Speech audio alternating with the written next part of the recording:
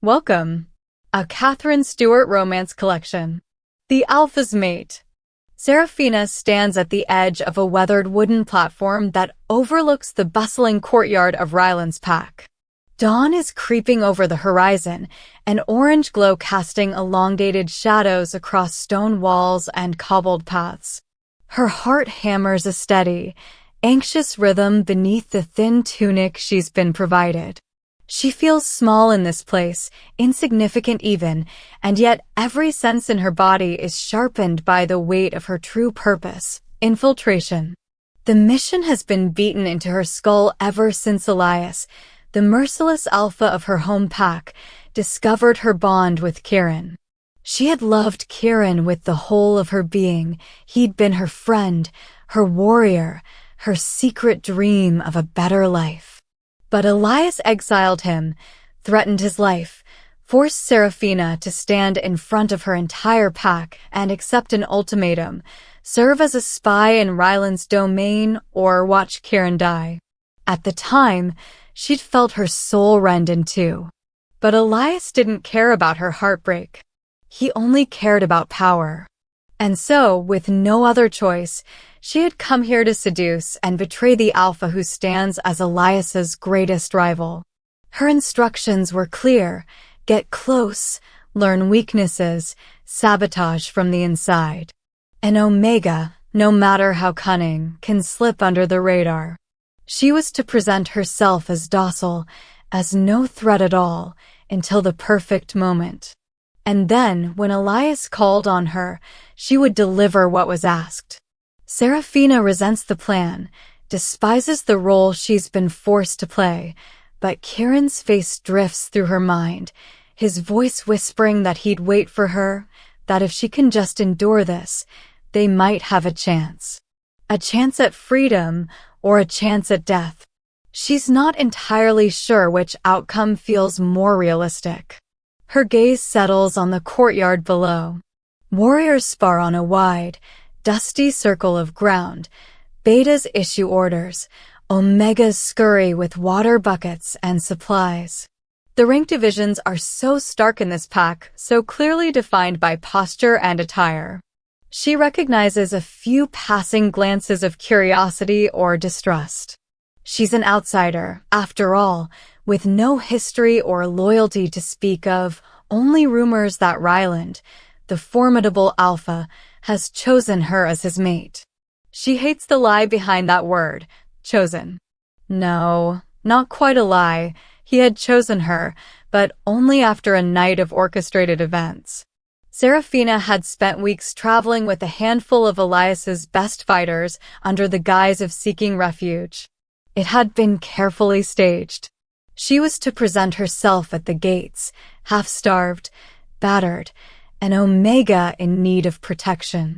And perhaps she'd been too convincing, because when Ryland laid eyes on her, something in him went taut. She remembers the way he'd stared, as though surprised that she didn't cower completely when his towering form blocked her path.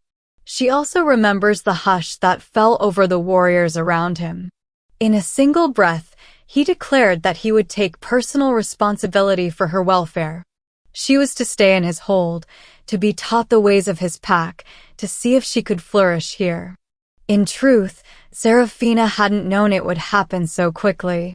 Elias had warned her: an alpha like Ryland can sense potential, be sure to entice his protective instincts. She'd done her part, albeit with a trembling sincerity that had felt too real, too raw. Still, she hadn't expected Ryland to act with such swiftness. That very night, he announced to his assembled pack that he felt compelled to claim her as his mate, that he sensed a bond forming. It sounded like madness, and for a time, she feared her own plan had spiraled out of control.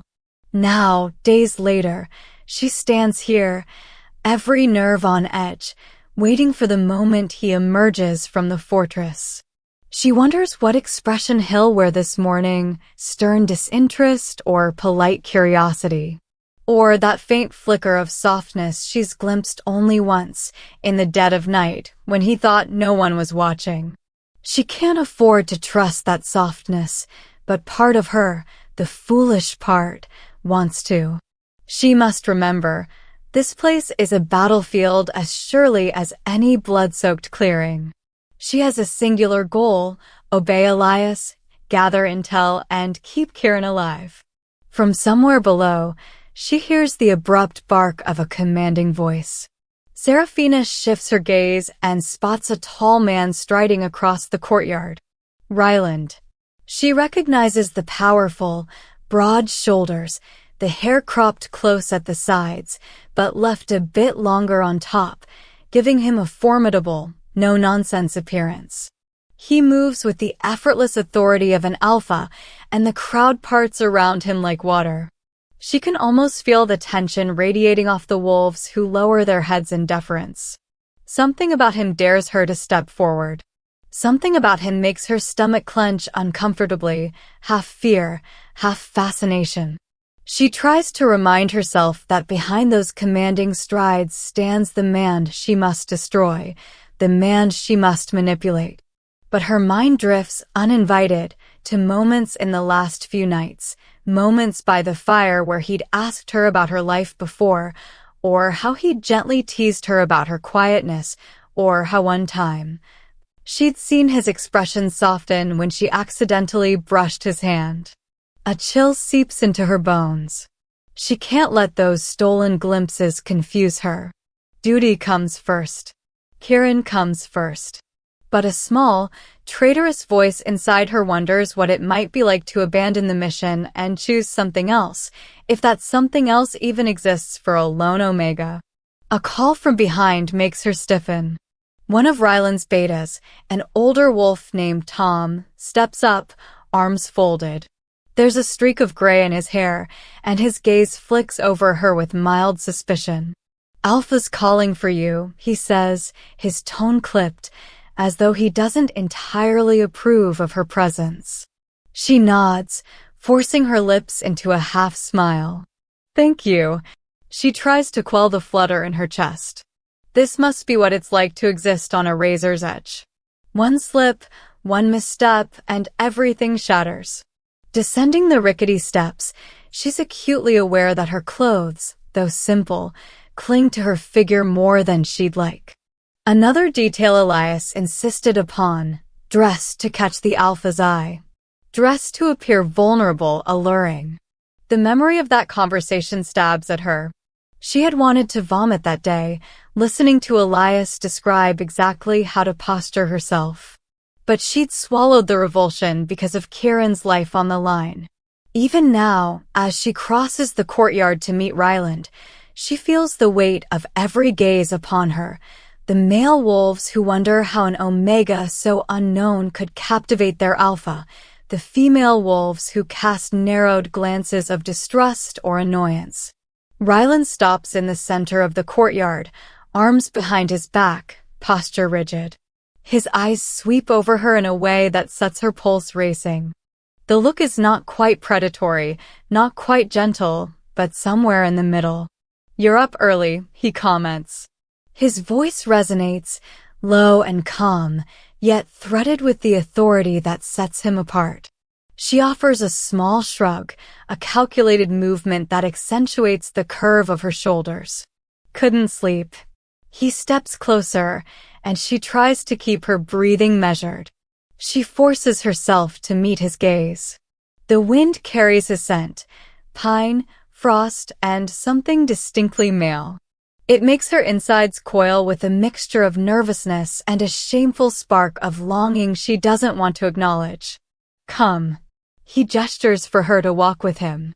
The watchers in the courtyard resume their tasks, but Seraphina hears the hush that falls as they pass. Everyone wants to see how she'll respond to the Alpha's closeness. When he leads her toward a gravel path that branches from the main yard, she notices how each warrior they pass inclines their head or bares their neck in submission. For half a breath, she imagines how it would feel to command such respect. But she's no Alpha.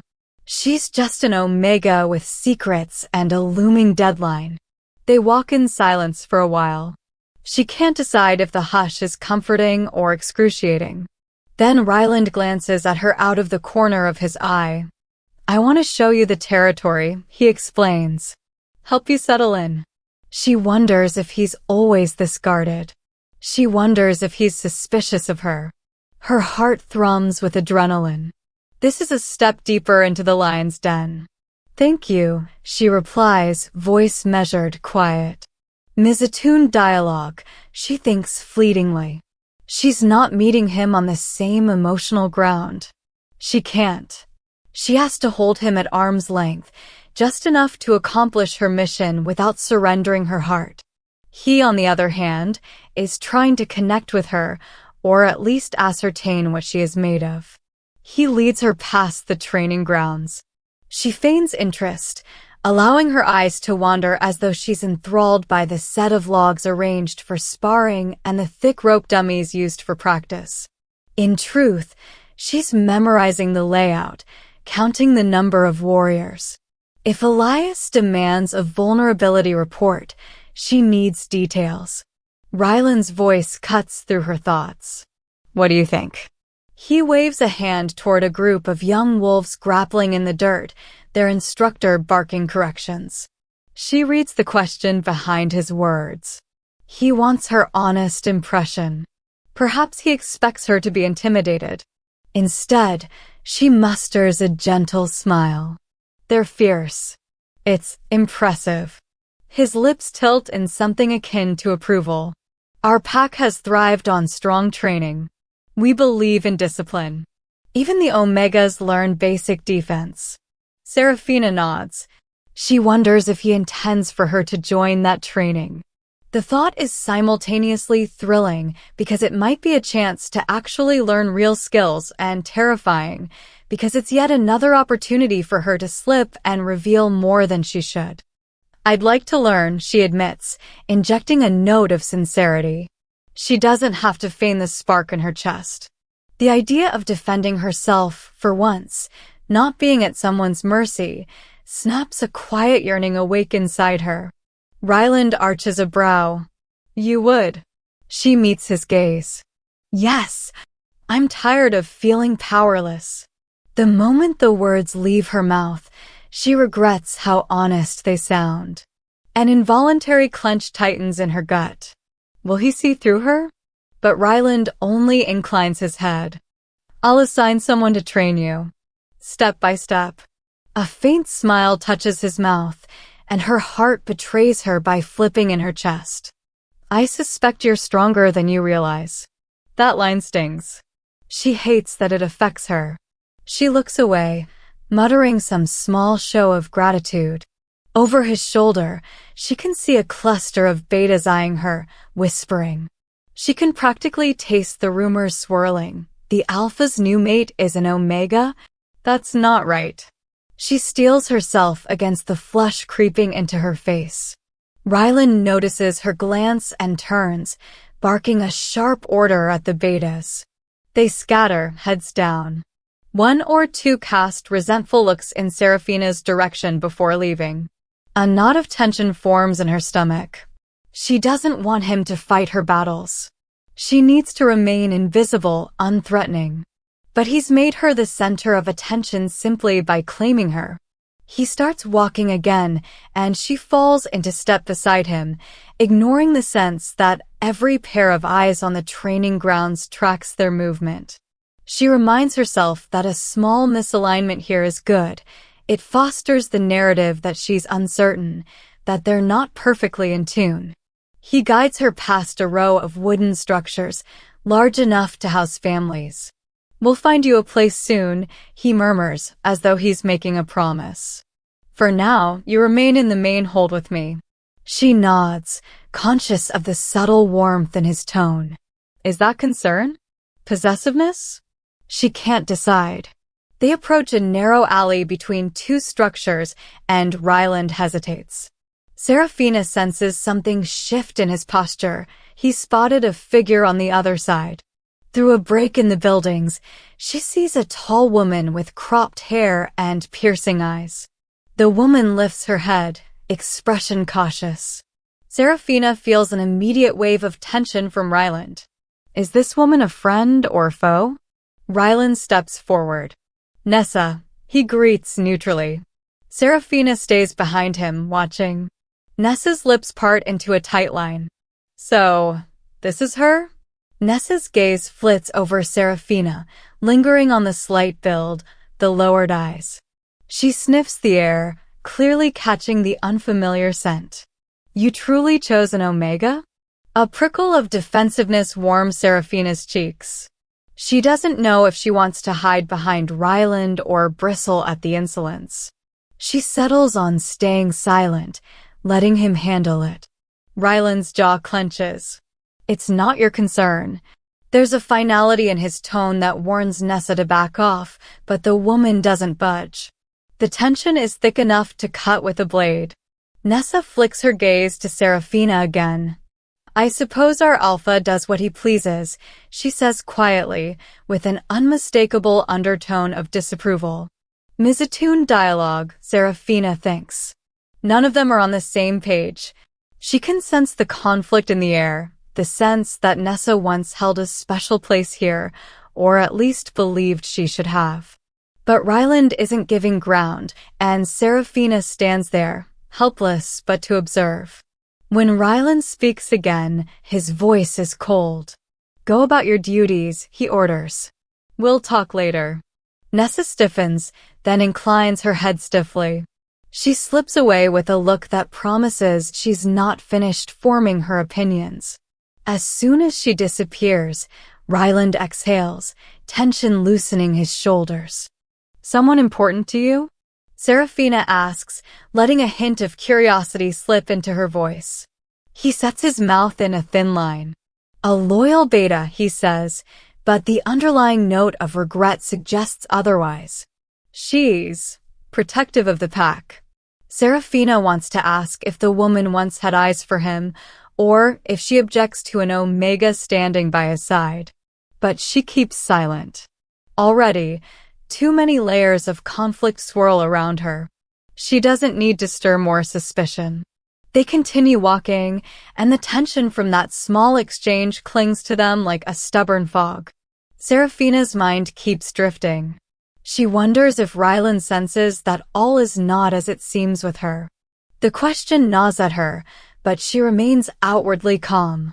Eventually, they reach the far side of the packed territory, where a low stone wall marks the boundary.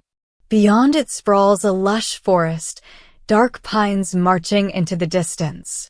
He stops, resting his hands on the wall's rough surface. This is as far as we go for now, he says quietly. Elias's territory borders ours on the opposite side of that forest. It's dangerous to venture out alone. A flicker of guilt pricks at her. Her home is out there.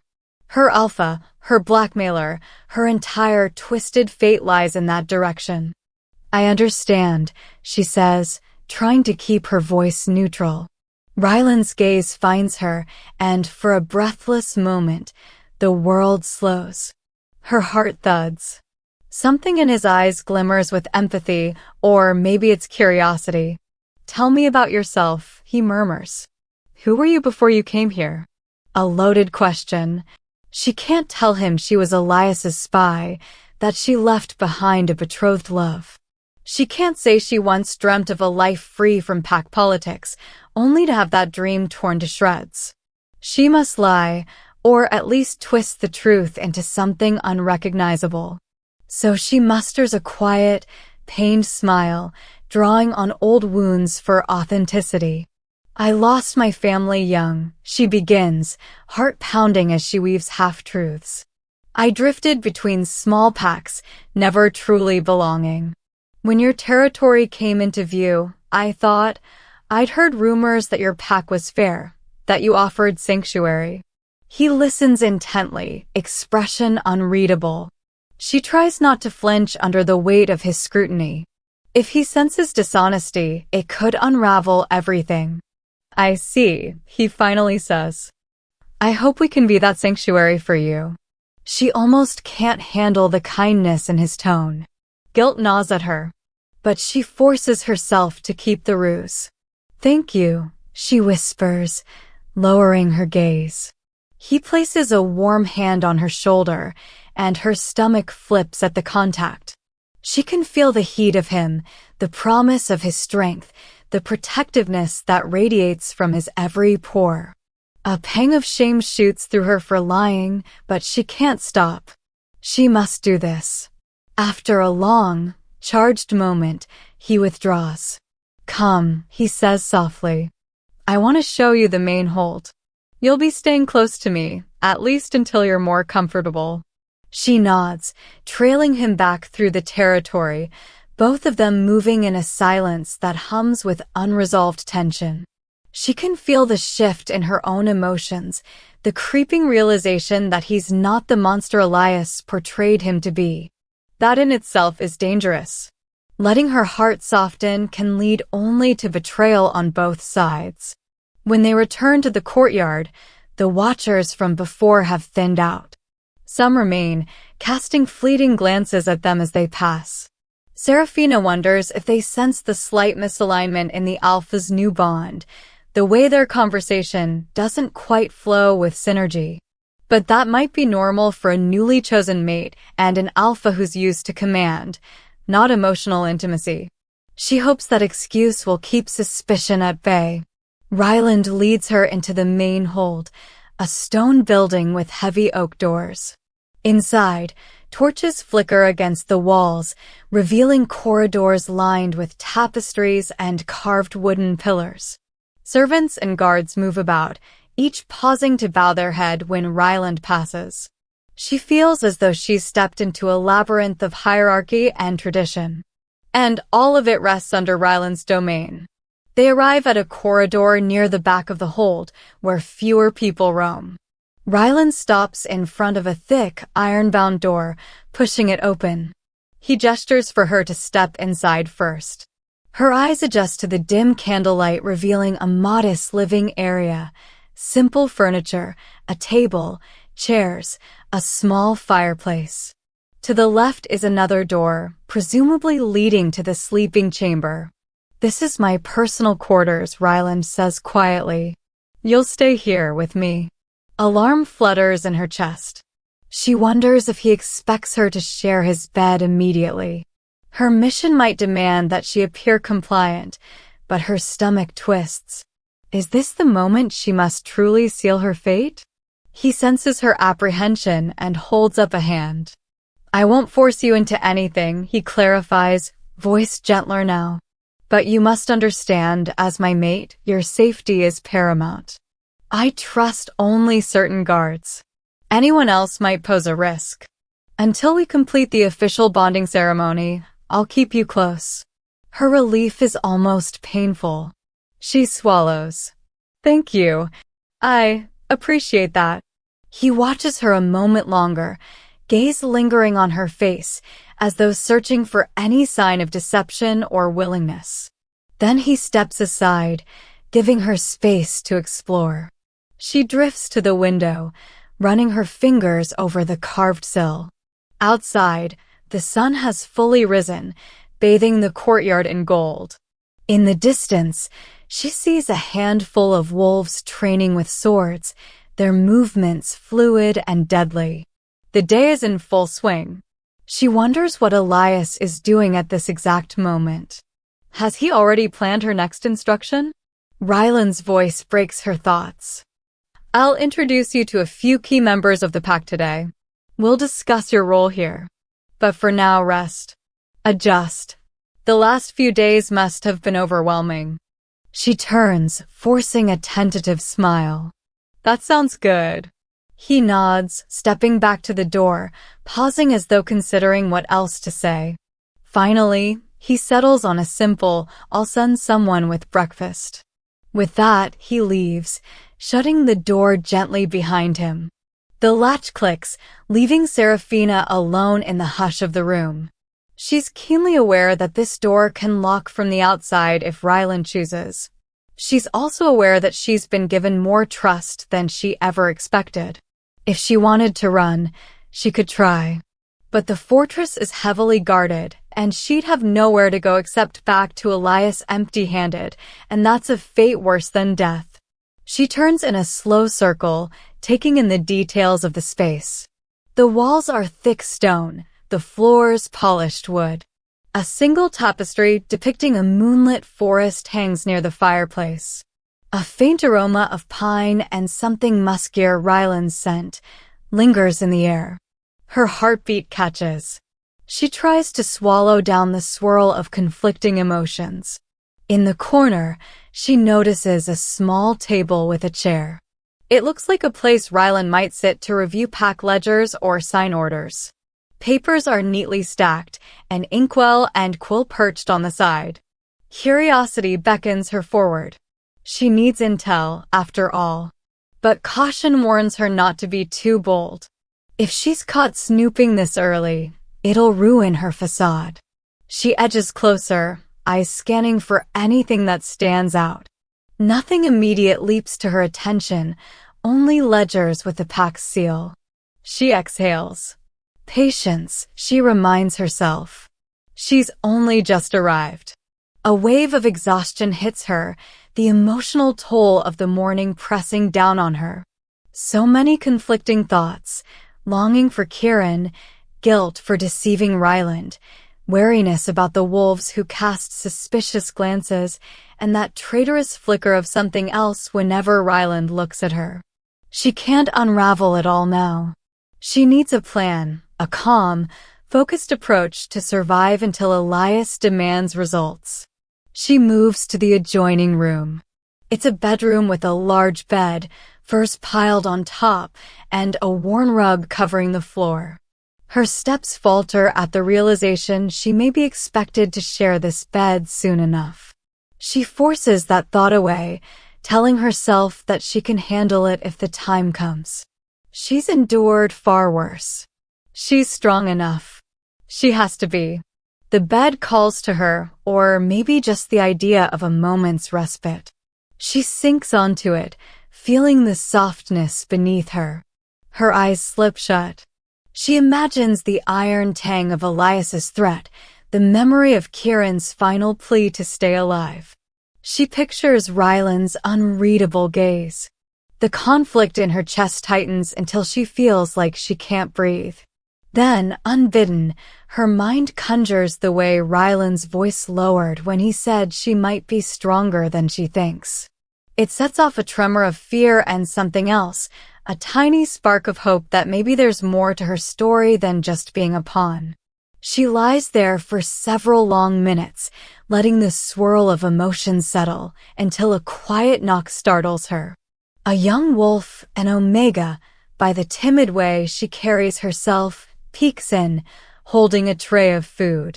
Seraphina musters a polite smile, motioning for the girl to come in. The aroma of fresh bread and fruit reminds her she hasn't eaten properly in days. As the girl sets the tray down, Seraphina thanks her softly. The girl, Hannah, she introduces herself, flicks curious eyes over Seraphina. "If you need anything, just ask," she says, voice barely above a whisper. Seraphina can see the question in Hannah's eyes. Who are you to have captured the Alpha's attention? But the girl is too polite to voice it. Instead, she shuffles back out, leaving Seraphina alone once more. And so ends her first morning in Ryland's home. She tears off a piece of bread, tastes the sweet jam, and forces herself to savor it, though her stomach is knotted with worry. She wonders how the rest of this day will unfold, how the rest of this entire ruse will maintain itself under close scrutiny. She wonders if she'll slip up, or if Ryland will reveal more of himself than she can handle. The uncertainty gnaws at her, a low-grade panic beneath her ribs. Yet she steels herself with the promise she made to Kieran: survive. Gather intel. Secure his safety. She will do whatever it takes, even if it means letting Ryland believe she's here in earnest, even if it means letting a part of herself care too much for an alpha she should destroy. The plan is set, the stage is hers to play upon. And so begins her twisted path, step by step, deeper into danger. In the corridor outside, she can hear footsteps, faint voices, Ryland speaking to someone. The shape of his voice resonates, authoritative yet not unkind. She closes her eyes, inhaling a shaky breath. One act, one lie at a time.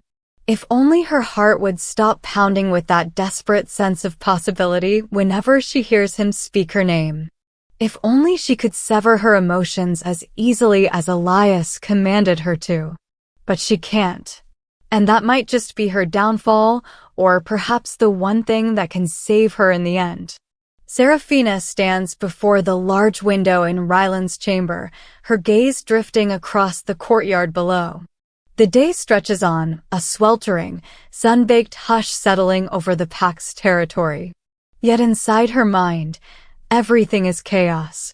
She's been here just long enough to memorize the scent of pine that clings to every wooden beam, to learn the rhythms of Ryland's daily routine, and to recognize the wary stares of pack members who still can't reconcile why their powerful Alpha chose an Omega. That word, chose, rings in her ears with every clipped footstep that passes the door. She hates lying, though she's grown used to it. Before, in Elias's domain, she lied to preserve her life, to keep Kieran from being executed as punishment for her so-called rebellious heart. Here, in this place where the air seems fresher, the sun warmer, she lies to protect something else, the twisted hope that maybe she can salvage more than just survival. Except now that hope has turned on her, complicating each breath. Outside, a group of young wolves trains with wooden staves, their shouts echoing in the midday heat. The pack's structure still unsettles her. Every morning, she sees the careful discipline in their drills, the strict hierarchy enforced by Ryland's betas, the unwavering sense of pride. She wasn't meant to admire any of it. She was meant to observe and exploit. Instead, she's begun to care about the Omegas who bring her breakfast with shy smiles, about the older wolves who nod at her in passing, even about the young pup who timidly asked her name in the corridor. She's entangling herself in their lives. That's the last thing she should do, especially now that her feelings for Ryland have begun to shift from uneasy obligation to a slow-burning intimacy she can't define. A quiet knock snaps her from her thoughts. When she opens the door, she's met with a tall woman with a slender build and wary eyes, Nessa. The same beta who looked upon Seraphina with open suspicion when she first arrived. Nessa's voice is careful, neutral. She doesn't bow her head, doesn't bare her neck. That small defiance unsettles Seraphina, reminding her that many in this pack still question the Alpha's choice. Ryland asked me to bring you, Nessa says. He's in the training yard. Seraphina forces a polite smile, stepping into the hallway. Thank you. Nessa inclines her head, but doesn't speak again. As they walk side by side, the silence feels taut, ready to snap. Seraphina can sense that the beta wants to say something, accusations, perhaps, or a challenge. But Nessa keeps her lips pressed tight. Their footsteps ring against the stone floor, each echo magnified by tension. They pass through winding corridors until they emerge into the bright sunlight. Seraphina shields her eyes, scanning the yard. The sparring grounds are busy, wolves of various ranks exchanging blows with wooden staffs or grappling in the dirt. Standing off to the side, tall and broad-shouldered, is Ryland, engaged in conversation with another beta whose name Seraphina barely recalls. Soren, maybe. A swirl of conflicting emotions floods her at the sight of him. She's come to know the angles of his face, how he tilts his head when he's deep in thought. She knows the exact timbre of his voice when he's frustrated, the subtle lines around his eyes that deepen with worry. She knows too much, perhaps, and it terrifies her. Nessa clears her throat. Alpha, she calls, her voice a shade too curt to be purely respectful. She's here. Ryland's gaze lifts. At first, he looks almost relieved. Then he dismisses Soren with a quick nod and steps forward. Seraphina tries to read his expression. There's a strain around his eyes that suggests trouble, maybe wariness, maybe something deeper. For a moment, she expects him to mention how the pack has begun to whisper. Instead, he gestures for her to follow him away from the bustle. They make their way to a quieter corner, near a row of stacked crates. The morning air is heavy with the scent of sweat and sun-baked earth. Seraphina can feel Nessa's eyes on her back, but she focuses on Ryland's broad form, the way his shoulders tense as though bracing for an impact. "I wanted you to see something," Ryland says, his voice low enough that the clang of sparring doesn't overshadow it. "I've assigned a group of new recruits to extra training. I thought maybe you'd join them." A flicker of surprise courses through her. He wants her to train in earnest? It's more than she expected. Elias once told her that an alpha might keep an omega as a docile companion, never letting them hone any real skills. "Train," she echoes softly. He nods, crossing his arms. His posture exudes confidence, but there's a gentleness in his tone she can't ignore. "If you're to be my mate," he hesitates, as though checking if the word mate makes her flinch. "I won't have you vulnerable, especially with tensions this high." Misaligned dialogue. She's aware that he's speaking of trust, of letting her into the heart of his pack's strength. She, on the other hand, grapples with the knowledge that deepening her skill set might be exactly what Elias wants, access to better sabotage opportunities. A cold wave of guilt ripples through her. She forces a tight nod, feigning gratitude. "Thank you. I'd like that." His lips tilt in a slight smile, though his eyes remain troubled. He reaches out, and for a moment she thinks he'll rest a hand on her shoulder. Instead, his knuckles brush her elbow in a fleeting, gentle contact that nearly steals her breath. The simplest touch from him sends her heart into disarray. She hates that it does. She hates the swirl of longing that sparks in her chest. "You can start later today," he murmurs, letting his hand drop back to his side. "Take a moment to watch them first." She's about to answer when a warrior calls for him from across the yard. Ryland's features harden, shifting into alpha mode. He holds Seraphina's gaze for a second longer, as though there's something else he wants to say. Then he exhales and steps away. As he moves off, she releases a breath she hadn't realized she was holding.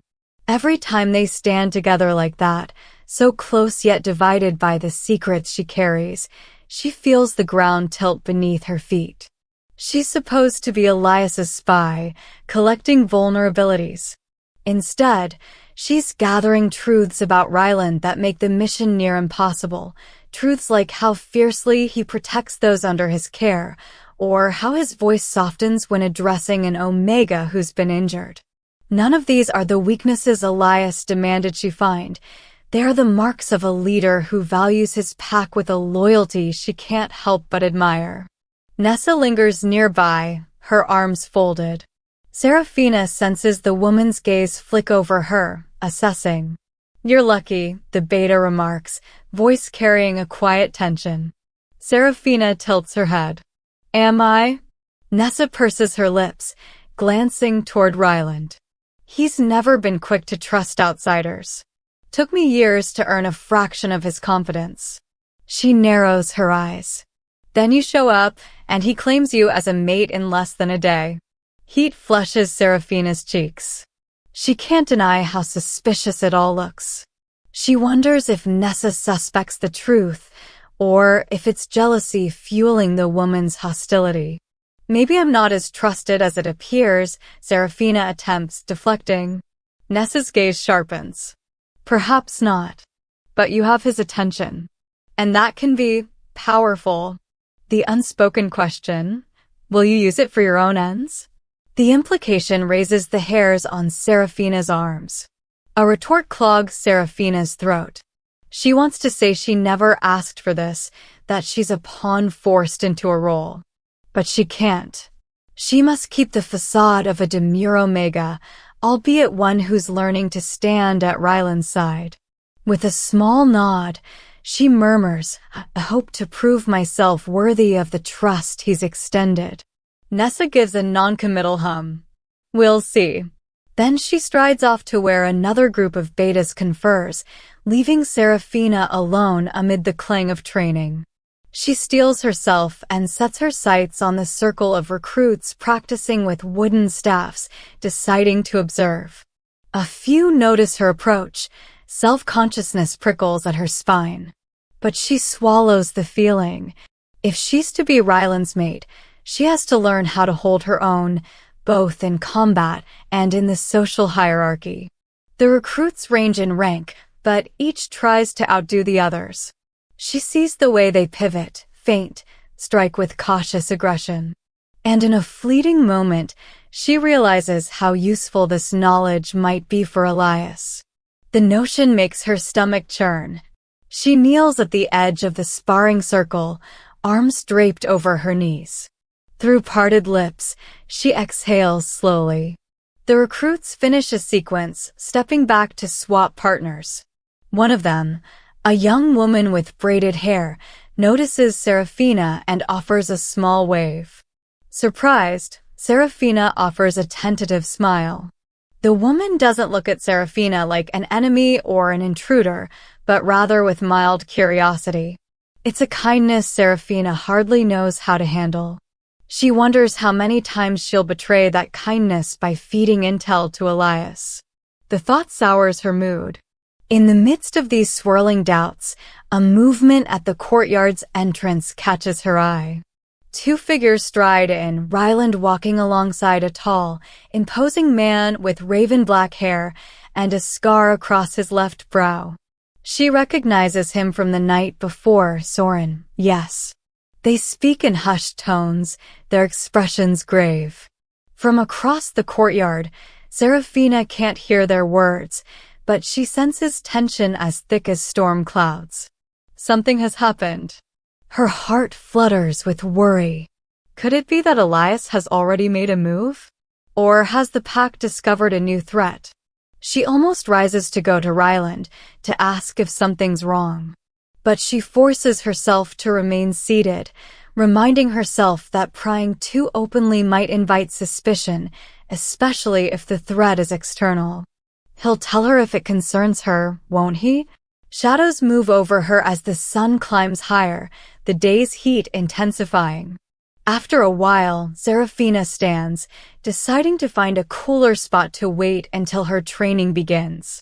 She skirts around the courtyard, stepping under an awning near the western wall. The dryness of the air catches in her throat. A small pang in her chest reminds her of Kieran. She sees his face in her mind, soft eyes and a fierce grin. She pictures the warmth of his arms around her when they were younger, in happier times, before Elias tore them apart. Guilt stabs at her. She's begun feeling something for Ryland, a tug she can't ignore. But Kieran was everything once. Is it betrayal to admit she's not sure she wants to run if it means leaving behind whatever fragile understanding she's building with the Alpha? The conflict tears at her heart, leaving her on uncertain footing. With a sigh, she steps away from the courtyard to roam the perimeter. No one stops her, though a few gazes track her progress. She wanders past the armory, noting the sturdy double doors, the thick iron lock. She counts the stacks of crates nearby, wonders what they contain. Weapons? Supplies? It's the kind of detail Elias might want. She hates that she's noticing that her mind automatically catalogs potential infiltration points. Eventually, she turns a corner and nearly runs into a young Omega with short cropped hair who's carrying a large basket of linens. The girl staggers, dropping a few. Seraphina quickly stoops to help, gathering the fallen cloth.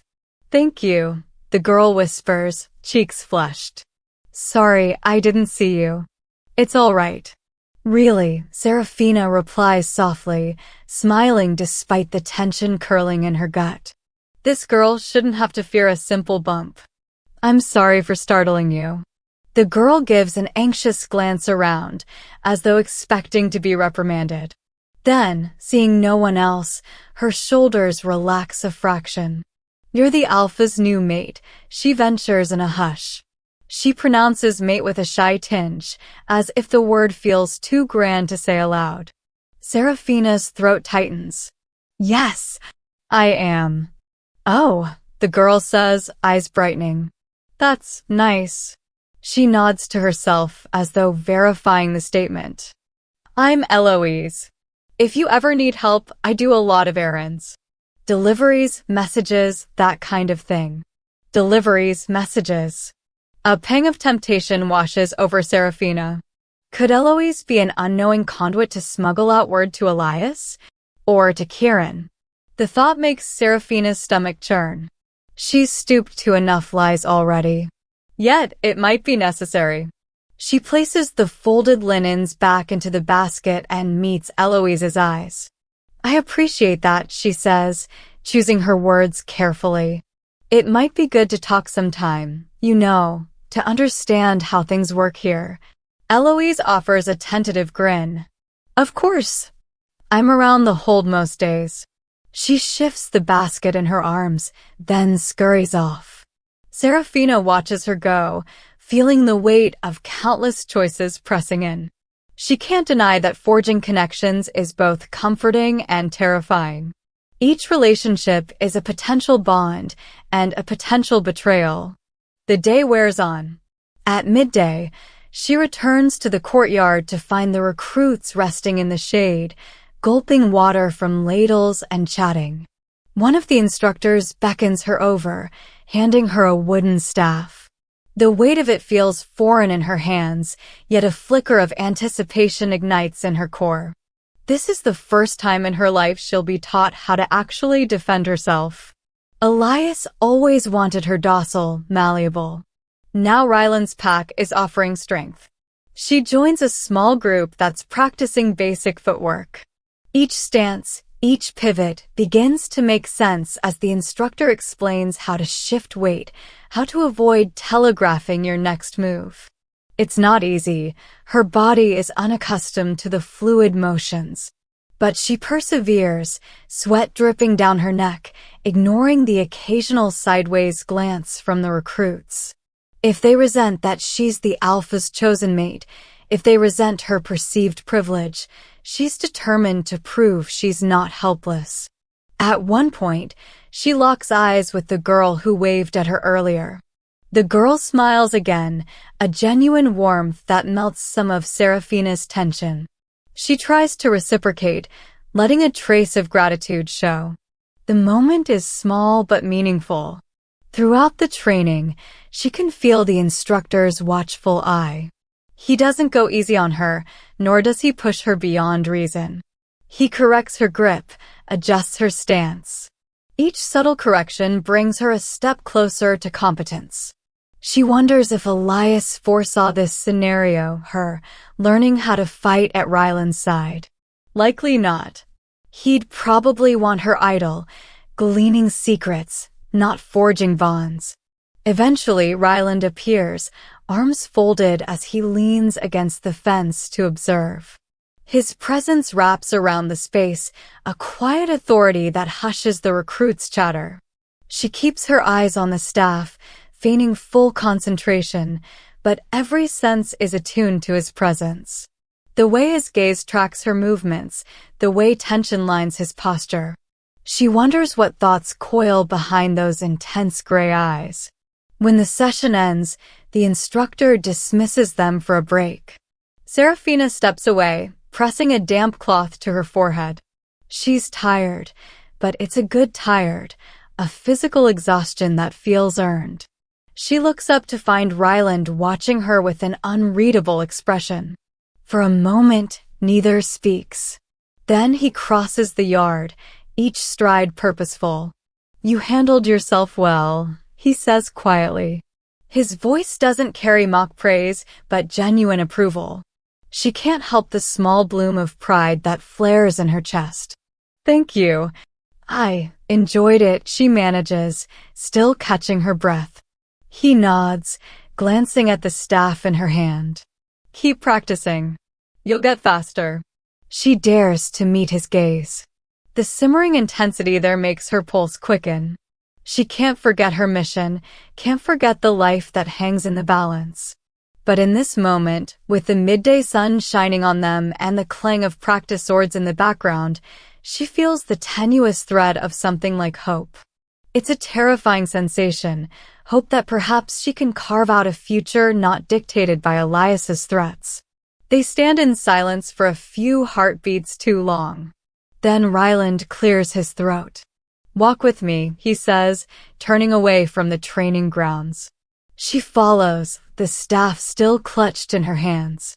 He leads her around the fortress wall, past the row of crates, until they reach a quieter spot behind a stable where a couple of horses doze in the shade. Here, the noise of the courtyard is muted, replaced by the soft rustle of hay and the gentle whickers of the animals. Ryland stops, arms once again crossing over his broad chest. She watches him carefully. Is something wrong? She asks, a coil of worry tightening in her abdomen.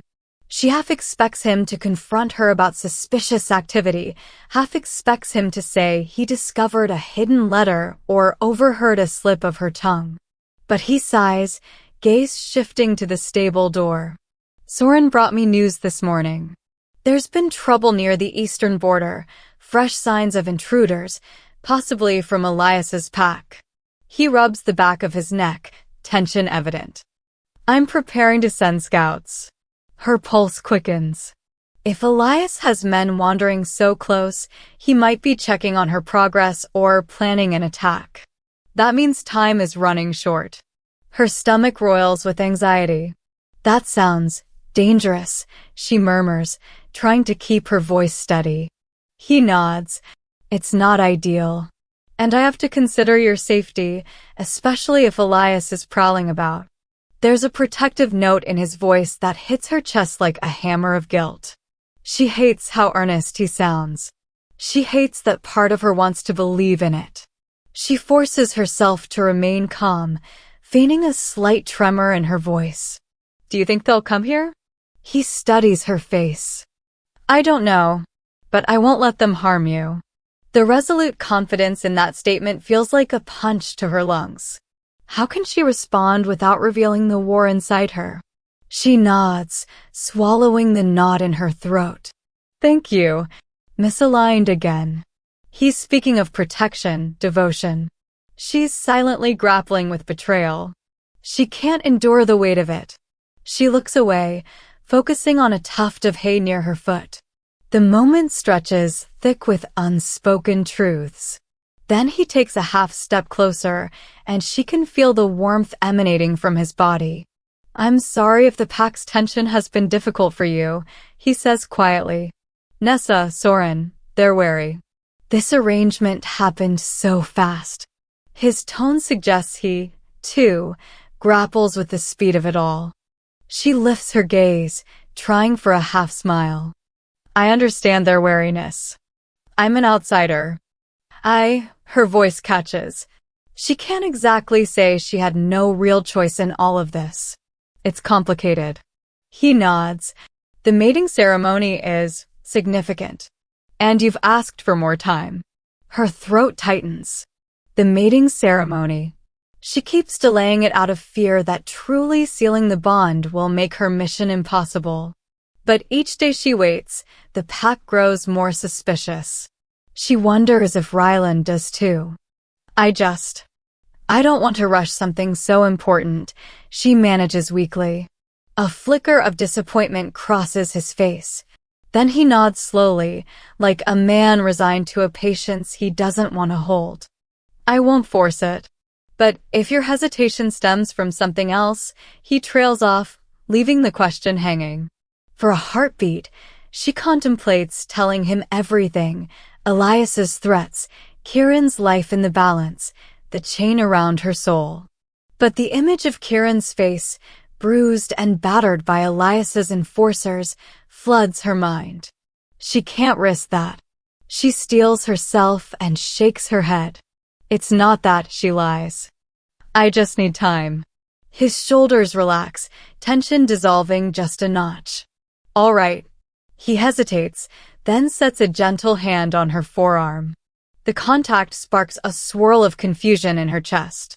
You can have all the time you need. Just don't vanish on me. Don't hide. The raw vulnerability in his voice stuns her. She can only nod, stomach twisting with remorse. Hiding is exactly what she's doing. And she's only going to sink deeper. She steps back, letting his hand fall away. I should clean up from training, she blurts. We can talk later? The ghost of a smile touches his lips. Yes, later. He watches her go, an unreadable expression in his eyes. She flees, heart pounding. The staff still in her grip feels heavier, like it's turned to iron. Her mind reels with the magnitude of it all, Elias pressing in from one side, Ryland offering protection from the other.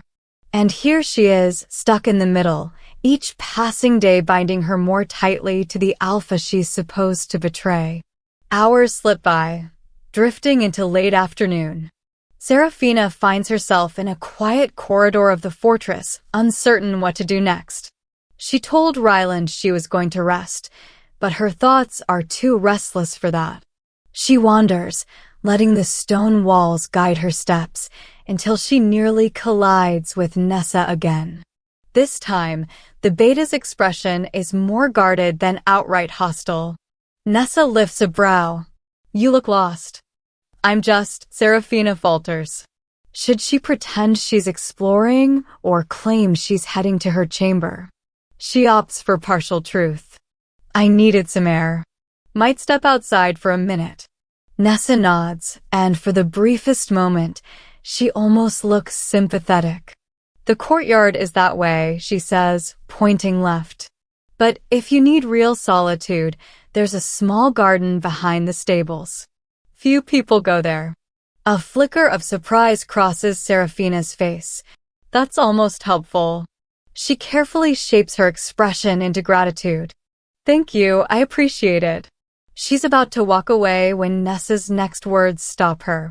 You know, the beta says softly, he's never let an outsider see so much of him. Not in years. She doesn't elaborate further, but the weight of those words conveys everything. Mistrust, sadness, maybe a warning. Then Nessa turns and strides away, leaving Seraphina with a churning stomach. She wonders who he once let close. Was there another woman who lost Ryland's trust? Or is Nessa referencing a deeper wound? The uncertainty gnaws at her, another layer of the Alpha's guarded history. Everyone in this pack seems to have fragments of Ryland's story, while she pieces together only glimpses. It's not enough to build a betrayal plan if she can't pinpoint his vulnerabilities. Still, the notion that he's letting her in more than he's let anyone else, doesn't that speak volumes about how misguided or lonely he might be? The realization cuts deeper than she wants it to. Against better judgment, she decides to find that garden. She weaves through a side exit near the stables, following a narrow path that meanders behind a cluster of small sheds. The air is cooler here, the sun dipping westward. Eventually, she catches a flash of greenery, a tucked-away space enclosed by high stone walls. Stepping inside, she's greeted by the soft fragrance of herbs and wildflowers that cling to the edges of raised beds. A single bench stands under a twisting willow tree. It's quiet, tranquil. She sinks onto the bench, grateful for the momentary escape. Now that she's alone, her mind surges with everything she's repressed. Elias's cruelty, Kieran's face, the tension in Ryland's gaze, the shameful warmth in her chest whenever she stands too close to the Alpha. She tries to breathe, focusing on the subtle rustle of willow leaves overhead. For a fraction of time, the world stills. That's when she hears it, a faint scuff of footsteps behind her. Her heart jumps. She stands, turning, half expecting Nessa or perhaps another suspicious wolf. But the figure stepping through the garden gate makes her heart falter in a far different way. Tall, lean, with hair that's grown ragged at the ends, clothes dusty from travel. It's Kieran. He closes the gate quietly, eyes locked on her. Her entire body seizes with a swirl of longing and dread. She sees the faint bruises on his arms, the raw cut on his lower lip that's only half healed. Anger at Elias surges within her, mingling with heartbreak. Kieran glances around, verifying no one else is present, then meets her gaze with an intensity that stirs memories of stolen kisses under moonlit pines. For a heartbeat, neither of them speaks. Then he lets out a shaky breath. "Seraphina," he whispers, and it sounds like both a curse and a prayer. Her voice trembles. "Kieran, why are you here?" "You can't. This is Ryland's territory." He steps closer, posture tense. "I had no choice." His voice is low, urgent. "Elias, he demanded a progress report. He wanted me to get close enough to see how far along you've come in your mission." His lips twist bitterly. He's growing impatient. Of course he is. Seraphina's chest constricts. She should have known Elias would send Kieran eventually, either as a test of her loyalty or to push her toward more drastic action. She glances around, paranoid that any moment a pack warrior might appear. If they see Kieran, it could spark violence. "You're in danger," she hisses, voice tight. "If Ryland's wolves find you here." He raises a hand, stepping even closer. "I had to see you. I had to make sure you're all right." He searches her face, scanning for signs of harm or heartbreak. "Are you Sarah? Did you?" His questions blur together, overshadowed by the pounding of her heart. She wants to collapse into his arms, to cry that she's sorry, that she's stuck in a labyrinth of deceit.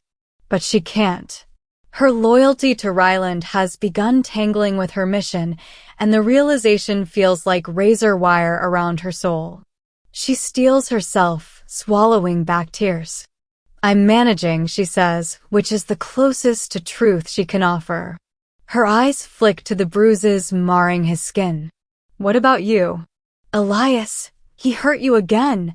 Kieran exhales, frustration etched across his features. "He punishes me when he thinks you're moving too slowly. He says if you fail, I'm done." His voice trembles with a mixture of anger and desperation. The guilt hits her like a physical blow.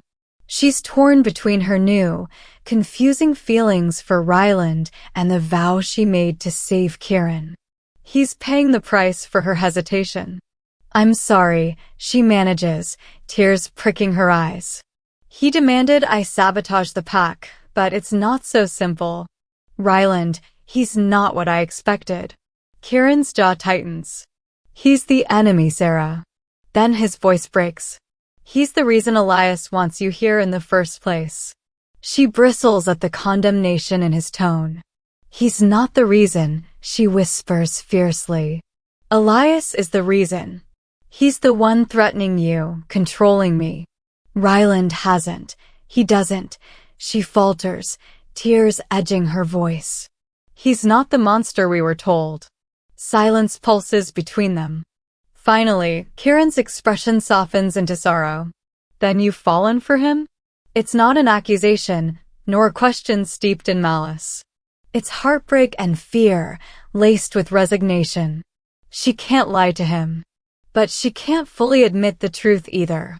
She says nothing, letting the hush linger, which is answer enough. Kieran's face twists, and he looks away, rubbing a hand over his bruised forearm. Pain radiates from him, more than just physical. It stabs at her heart, reminding her that she once pledged herself to him, that she once believed they'd flee Elias together. He draws a ragged breath. "Elias has given you an ultimatum. You must deliver a serious blow to Ryland soon, or he'll kill me." Each word is clipped, carrying the weight of a noose. So, do what you have to, Sarah. I don't want to die.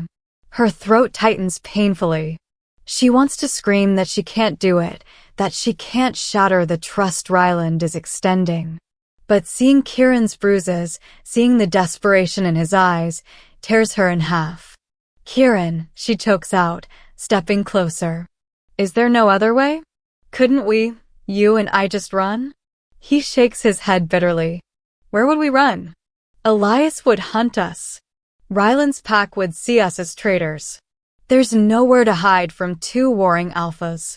His gaze flicks to the garden gate, checking for watchers. I have to leave soon. If I'm gone too long, Elias will suspect I'm betraying him. But I had to warn you.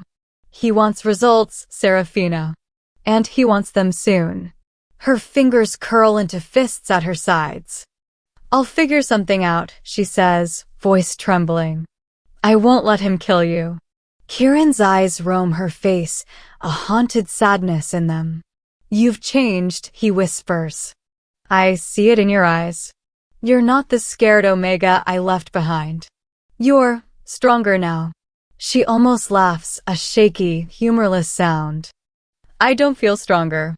His lips part as though to argue, but footsteps outside the garden make both of them freeze. Seraphina's mind goes blank with panic. If they're caught, if anyone sees Kieran, it'll be chaos. She gestures frantically for him to hide. He ducks behind the willow, crouching behind its thick trunk. She schools her expression as best she can. The gate swings open, revealing Tom, the older warrior who's always glowered at her with suspicion. His sharp eyes flick over the small garden. Alpha wants you, he announces, voice gruff. Then he scans the area as though sensing something amiss. What are you doing here alone? Her heart beats in triple time. She tries to appear calm, letting her posture relax. Just needed a moment out of the sun. Is everything all right? Tom narrows his gaze, but doesn't press the point. Ryland said the training's about to resume, and he wants you to join or watch. Something about you learning more advanced forms. I'll be there, she answers, voice taut. Her eyes dart to the side, praying Kieran remains hidden. Tom stands motionless for a second longer. Then he jerks his head in a curt nod. Don't keep him waiting.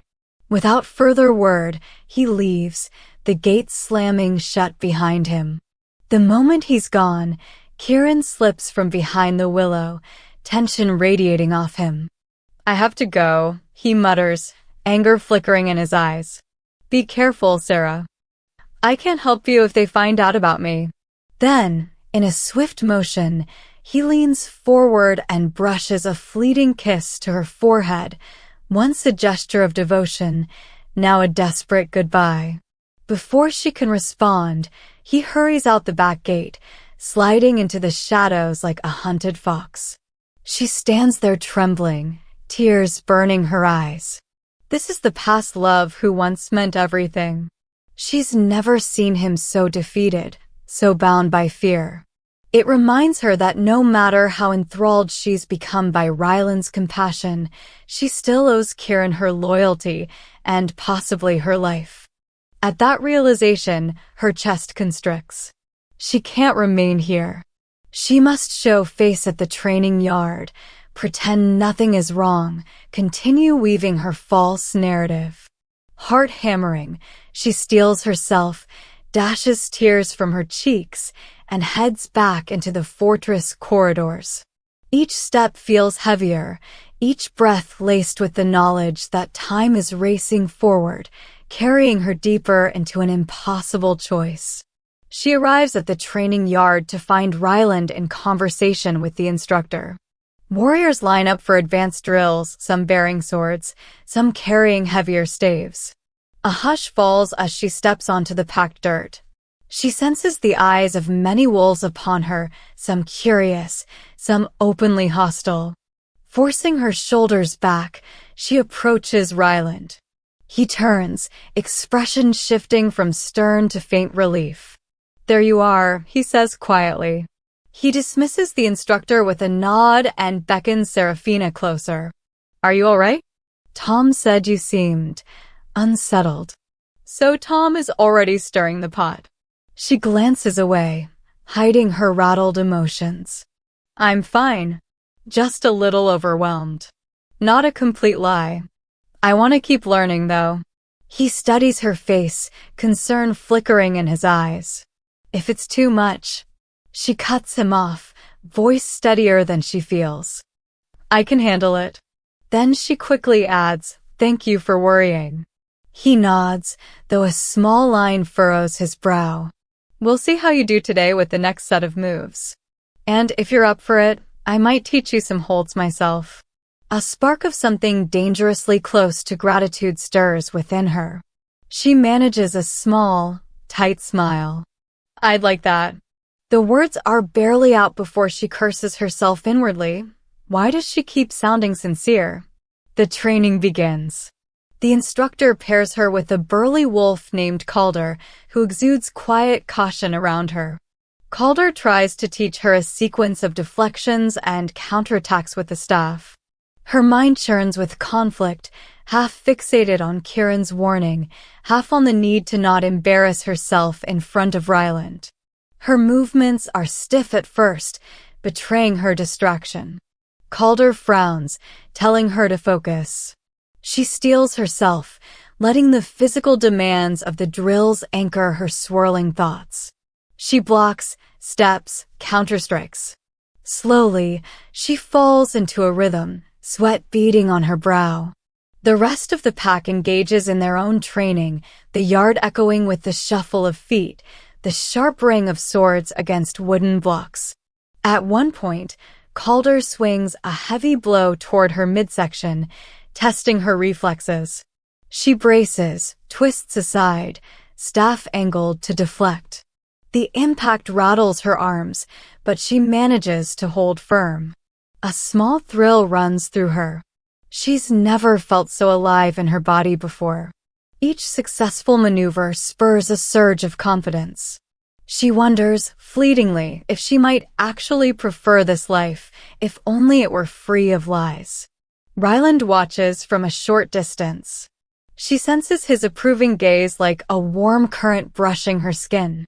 When the set ends, he steps forward, staff in hand. Let me try with her, he tells Calder. The other wolf nods, stepping back, though Seraphina catches the flicker of disapproval in his eyes. Maybe he thinks the Alpha shouldn't waste time on an Omega. Or maybe he doubts her sincerity, too. Now, facing Ryland in the circle, staff in her grip, she feels her pulse skyrocket. He stands poised, alert. Ready? He asks, tone gentler than she expects. She nods, though her heart thrums with tension. Ready. He moves first, a controlled strike, testing her reaction. She blocks, the wood jarring her palms. He nods, attacking again, this time faster. She deflects, stumbling as the force nearly knocks her aside. He's holding back, she can tell, but not by much. The next blow schemes her ribs, a reminder that in a real fight, she'd be vulnerable. She sucks in a breath and tries to read his stance. They exchange a flurry of strikes and counters, the rhythm almost hypnotic. She senses he's measuring her progress, subtly adjusting the power behind each swing. In return, she tries to apply the techniques she's learned, shifting her weight, guiding rather than meeting brute force. Her arms burn, sweat trickling down her spine. The yard's heat closes in. Still, she presses on, fueled by a stubbornness that edges into desperation. She needs to feel strong, if only for a fleeting moment. He lands a glancing hit on her shoulder, and she retaliates on instinct, staff swinging in a wide arc. He blocks easily, but there's a spark in his eyes, perhaps admiration, perhaps caution. She sees the slight arch of his brow, the set of his jaw. He's testing her more seriously now, stepping up the speed. For a split second, she wonders if he can sense her emotional turmoil, if he's hoping a physical battle might force her to reveal something deeper. She overcommits to a parry, leaving her side open. Ryland moves in a blur, hooking the staff behind her legs. She topples backward, a startled gasp escaping her lips. He's upon her before she can fully register the fall, staff braced across her chest to pin her. Adrenaline pulses in her veins. She half expects him to grin or gloat, but his expression is neutral, watchful. Their eyes lock. Her chest rises and falls rapidly, pinned beneath his staff. She can feel his breath warm on her cheek. For an electrifying instant, their surroundings fade. Then, slowly, he lifts the staff, offering her a hand to stand. She grips it, a jolt of heat traveling up her arm. Once on her feet, she notices the hush that's fallen over the yard. The other wolves have paused to watch. She flushes, stepping back, flustered by the closeness. Ryland's voice is quiet. You did well. Just remember to keep your guard up. She nods, swallowing. Yes, thank you. The silence breaks as the others resume training. But she can't ignore the flush in her cheeks or the swirl in her stomach. She's supposed to be steadfast in her mission, unwavering in her loyalty to Kieran. And yet, in that fleeting moment pinned beneath Ryland's staff, part of her wanted to let go of everything else. Let's call it for now, Ryland announces to the group, stepping away from Seraphina. We'll pick up again tomorrow. One by one, the wolves bow their heads to their alpha, dispersing. Seraphina releases a breath. Her arms ache, but her real pain is internal, a knot of conflicting loyalties. She wonders if Kieran escaped the territory without detection, wonders what Elias will demand next. She knows the final blow is coming, the demand to sabotage or even kill. She glances at Ryland's retreating form, the proud line of his back, the quiet strength in his posture, and her chest tightens. How can she possibly do what's required? She retrieves her staff, heading toward the water trough near the perimeter of the yard to douse her face. The water's shock of cold clarity jolts her senses. She stares at her reflection in the ripples, seeing dark circles under her eyes, a tension in her features she can't hide.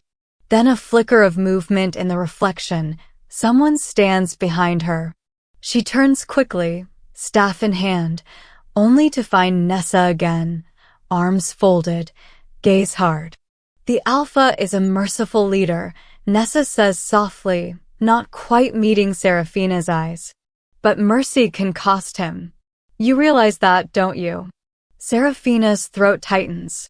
I'm not sure I follow. The beta's lips twist in something like pity. You're an unknown variable. Some of the pack believes you're leading him astray, weakening his judgment.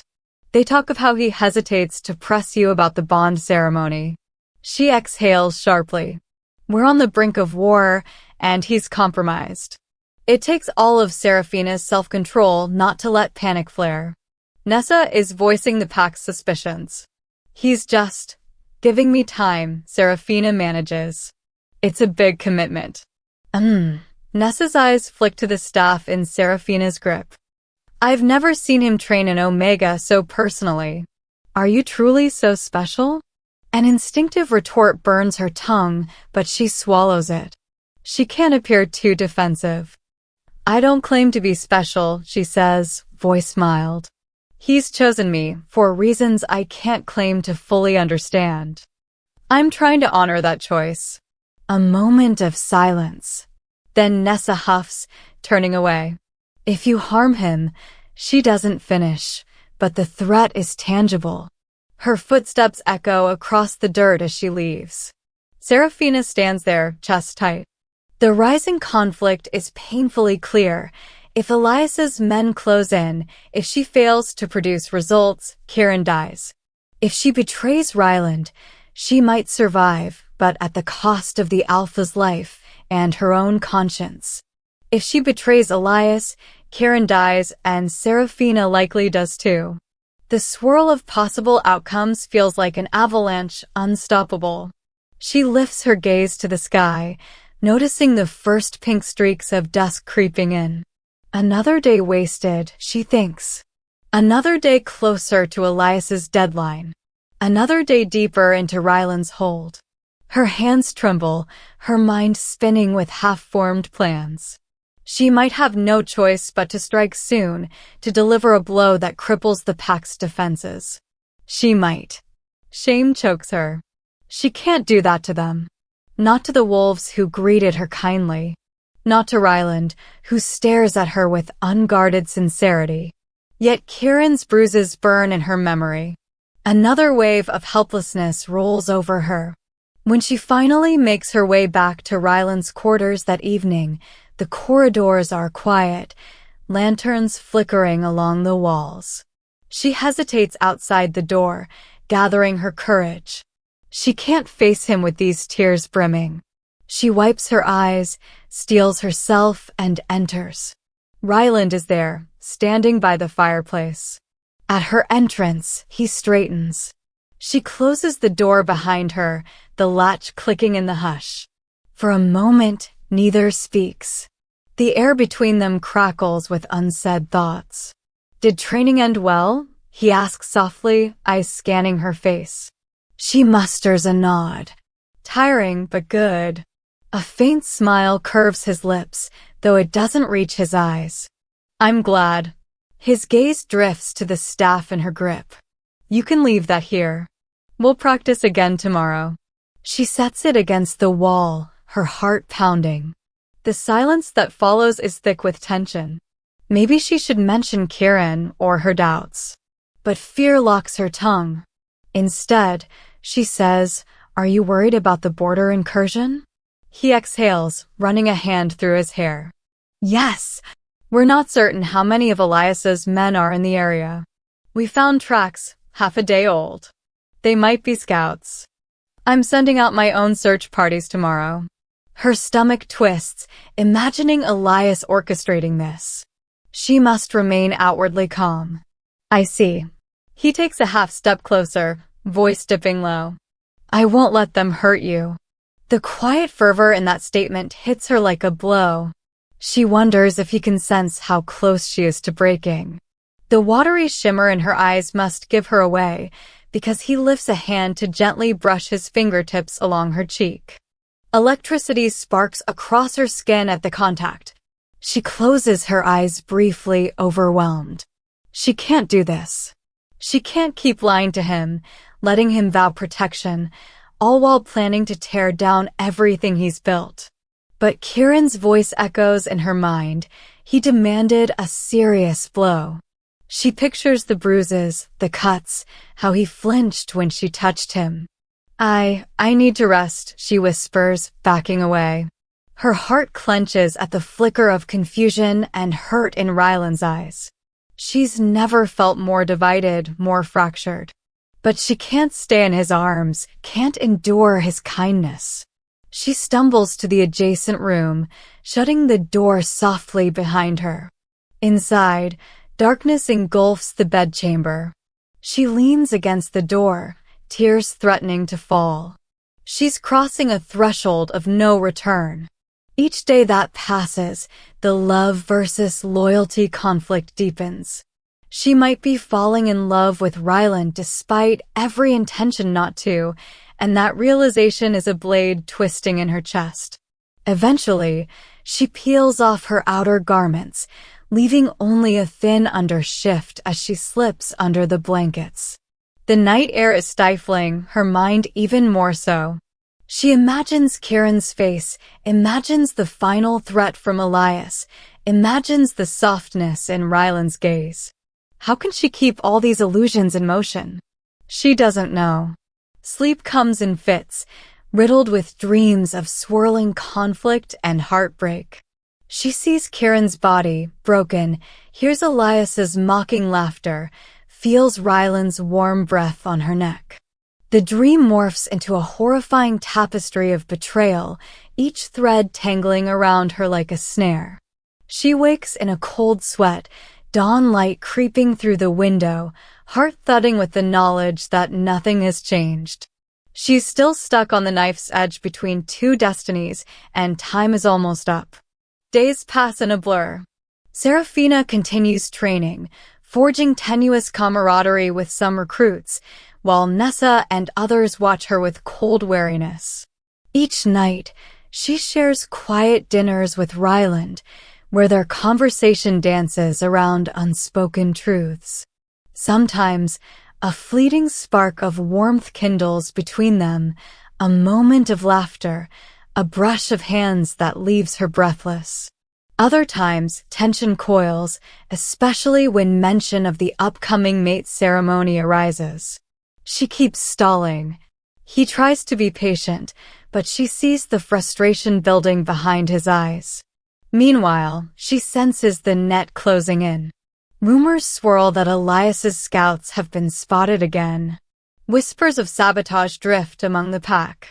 That old warrior, Tom, glares at her each time they cross paths, as though waiting for a slip. Ryland's beta, Soren, grows more curt with each passing day. The precarious acceptance she once felt cracks under suspicion. She's certain someone is on the verge of discovering her secrets. Finally, the dam breaks one afternoon. She's in the corridor near Ryland's private chamber, carrying a small package of supplies he asked her to retrieve. She rounds a corner and nearly collides with Soren, who blocks her path.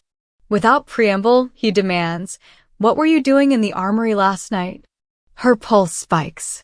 She wasn't in the armory, but she can't say so plainly. He might have false info, or he might be testing her. "I wasn't," she says, forcing innocence into her tone. He narrows his eyes. "We found footprints that don't belong to anyone else. Your size. And we know you slip around at odd hours." She tries not to tremble. She can't produce a real alibi. Her mind spins. "It's not me," she insists, voice fracturing with tension. Soren looks unconvinced. "I know you're lying about something. The Alpha might be blinded by your sweet facade, but not all of us are." He steps closer, voice low. "Whatever you're planning, I'll expose it." With that, he stalks away, leaving her breathless and shaking. She rushes to Ryland's chamber, mindful that every second she lingers might raise suspicion. The moment she's inside, she slumps against the wall, tears pricking her eyes. Soren's accusation confirms her worst fear. Some of the pack has begun actively gathering evidence. If one slip of misinformation reveals her ties to Elias, it'll be over. She pictures the pack turning on her, sees the execution they demand. She's doomed if she stays. But leaving means Kieran dies. She's so lost in dread that she doesn't notice Ryland entering from an adjacent door.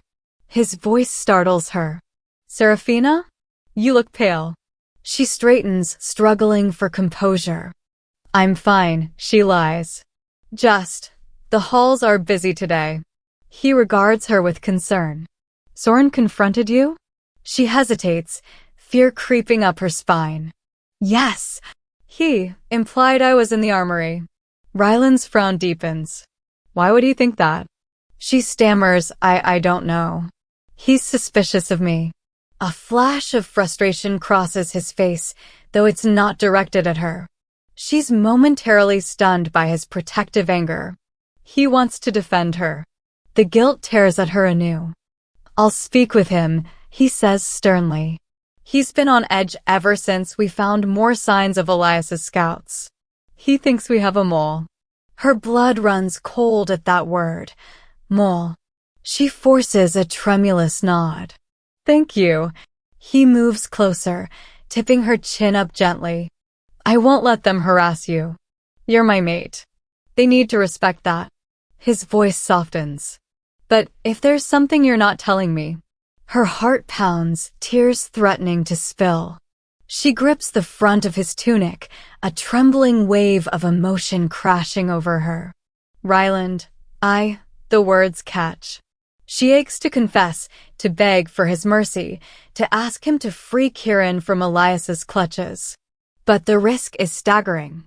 Elias might sense betrayal, kill Kieran out of spite.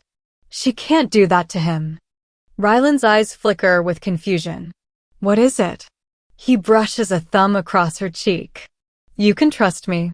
She squeezes her eyes shut, leaning into his touch for the briefest moment, soaking in the warmth, the comfort she knows she doesn't deserve. Then she pulls away, forcing composure. I'm just overwhelmed, she manages. I never wanted to cause tension in your pack. He searches her gaze, clearly not fully believing, but uncertain how to push. We'll get through this, he says, voice quietly fierce. I promise. Then he exhales, turning away. I have a meeting with the beta soon. Rest here if you want. She nods, arms wrapped around herself. Each time he extends reassurance, the pit of regret inside her deepens. Once he's gone, the floodgates of emotion open. She curls onto a chair, stifling sobs in her sleeve. She can't keep playing all sides. Sooner or later, the truth will erupt like a wound that can't be contained. The next day dawns gray and sullen. She goes through the motions, training in the courtyard, feigning a half-smile at the recruits. She notices that Ryland has left for the border with a patrol. The knowledge that he's out there, possibly facing Elias's men, ties her stomach in knots.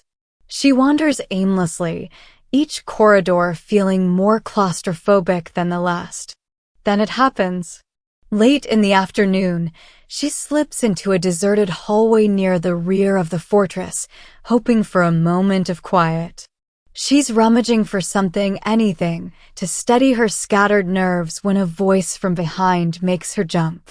It's Tom, the older warrior who's never liked her. Finally, he mutters, sounding grim. You're alone. Her pulse spikes. The look in his eyes is not kind. Before she can speak, he holds up a small slip of parchment. Found this in the kitchens, near the back door. Recognize the writing. Her eyes scan the slip. Her throat goes dry. It's a coded note, the same style Elias used to teach her. She has no clue how it ended up in the kitchens. Maybe she dropped it by accident, or maybe Kieran did. She tries to keep her face blank. I don't know what that is. Lies, Tom growls. We have reason to believe you're in contact with Elias. If that's the case, it's treason. He steps toward her, towering. The Alpha might be blinded by fancy illusions of a mate bond, but we won't let you destroy us. Panic crushes her lungs. She glances around, but no one else is in sight. Tom, please, it's not. He grabs her arm, grip bruising. You'll come with me. We'll see what the others say. I've warned them you're a spy. Time to prove it or be condemned. She tries to yank free, desperation flaring. Stop. You don't understand. But he doesn't listen, dragging her down the corridor. Adrenaline surges. Her mind races. If he brings her to the Council of Betas, they'll force a confession or execute her. Is Ryland even here to intervene?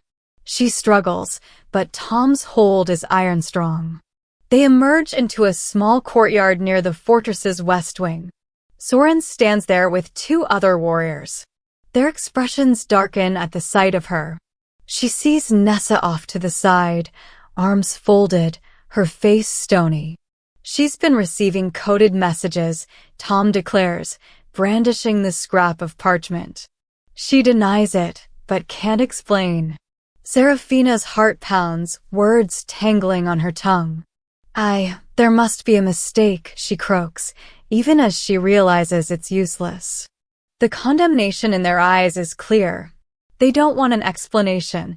They want proof of her guilt. Nessa steps forward, jaw tight. Is it true? She glances at Seraphina, eyes flicking with a hint of conflict. Maybe some part of Nessa regrets pushing this far, but suspicion wins out. If it is, I won't stand by. Soren snatches her wrist, forcing the parchment into her palm. Decode it. Now. She trembles, tears stinging. I can't. I don't.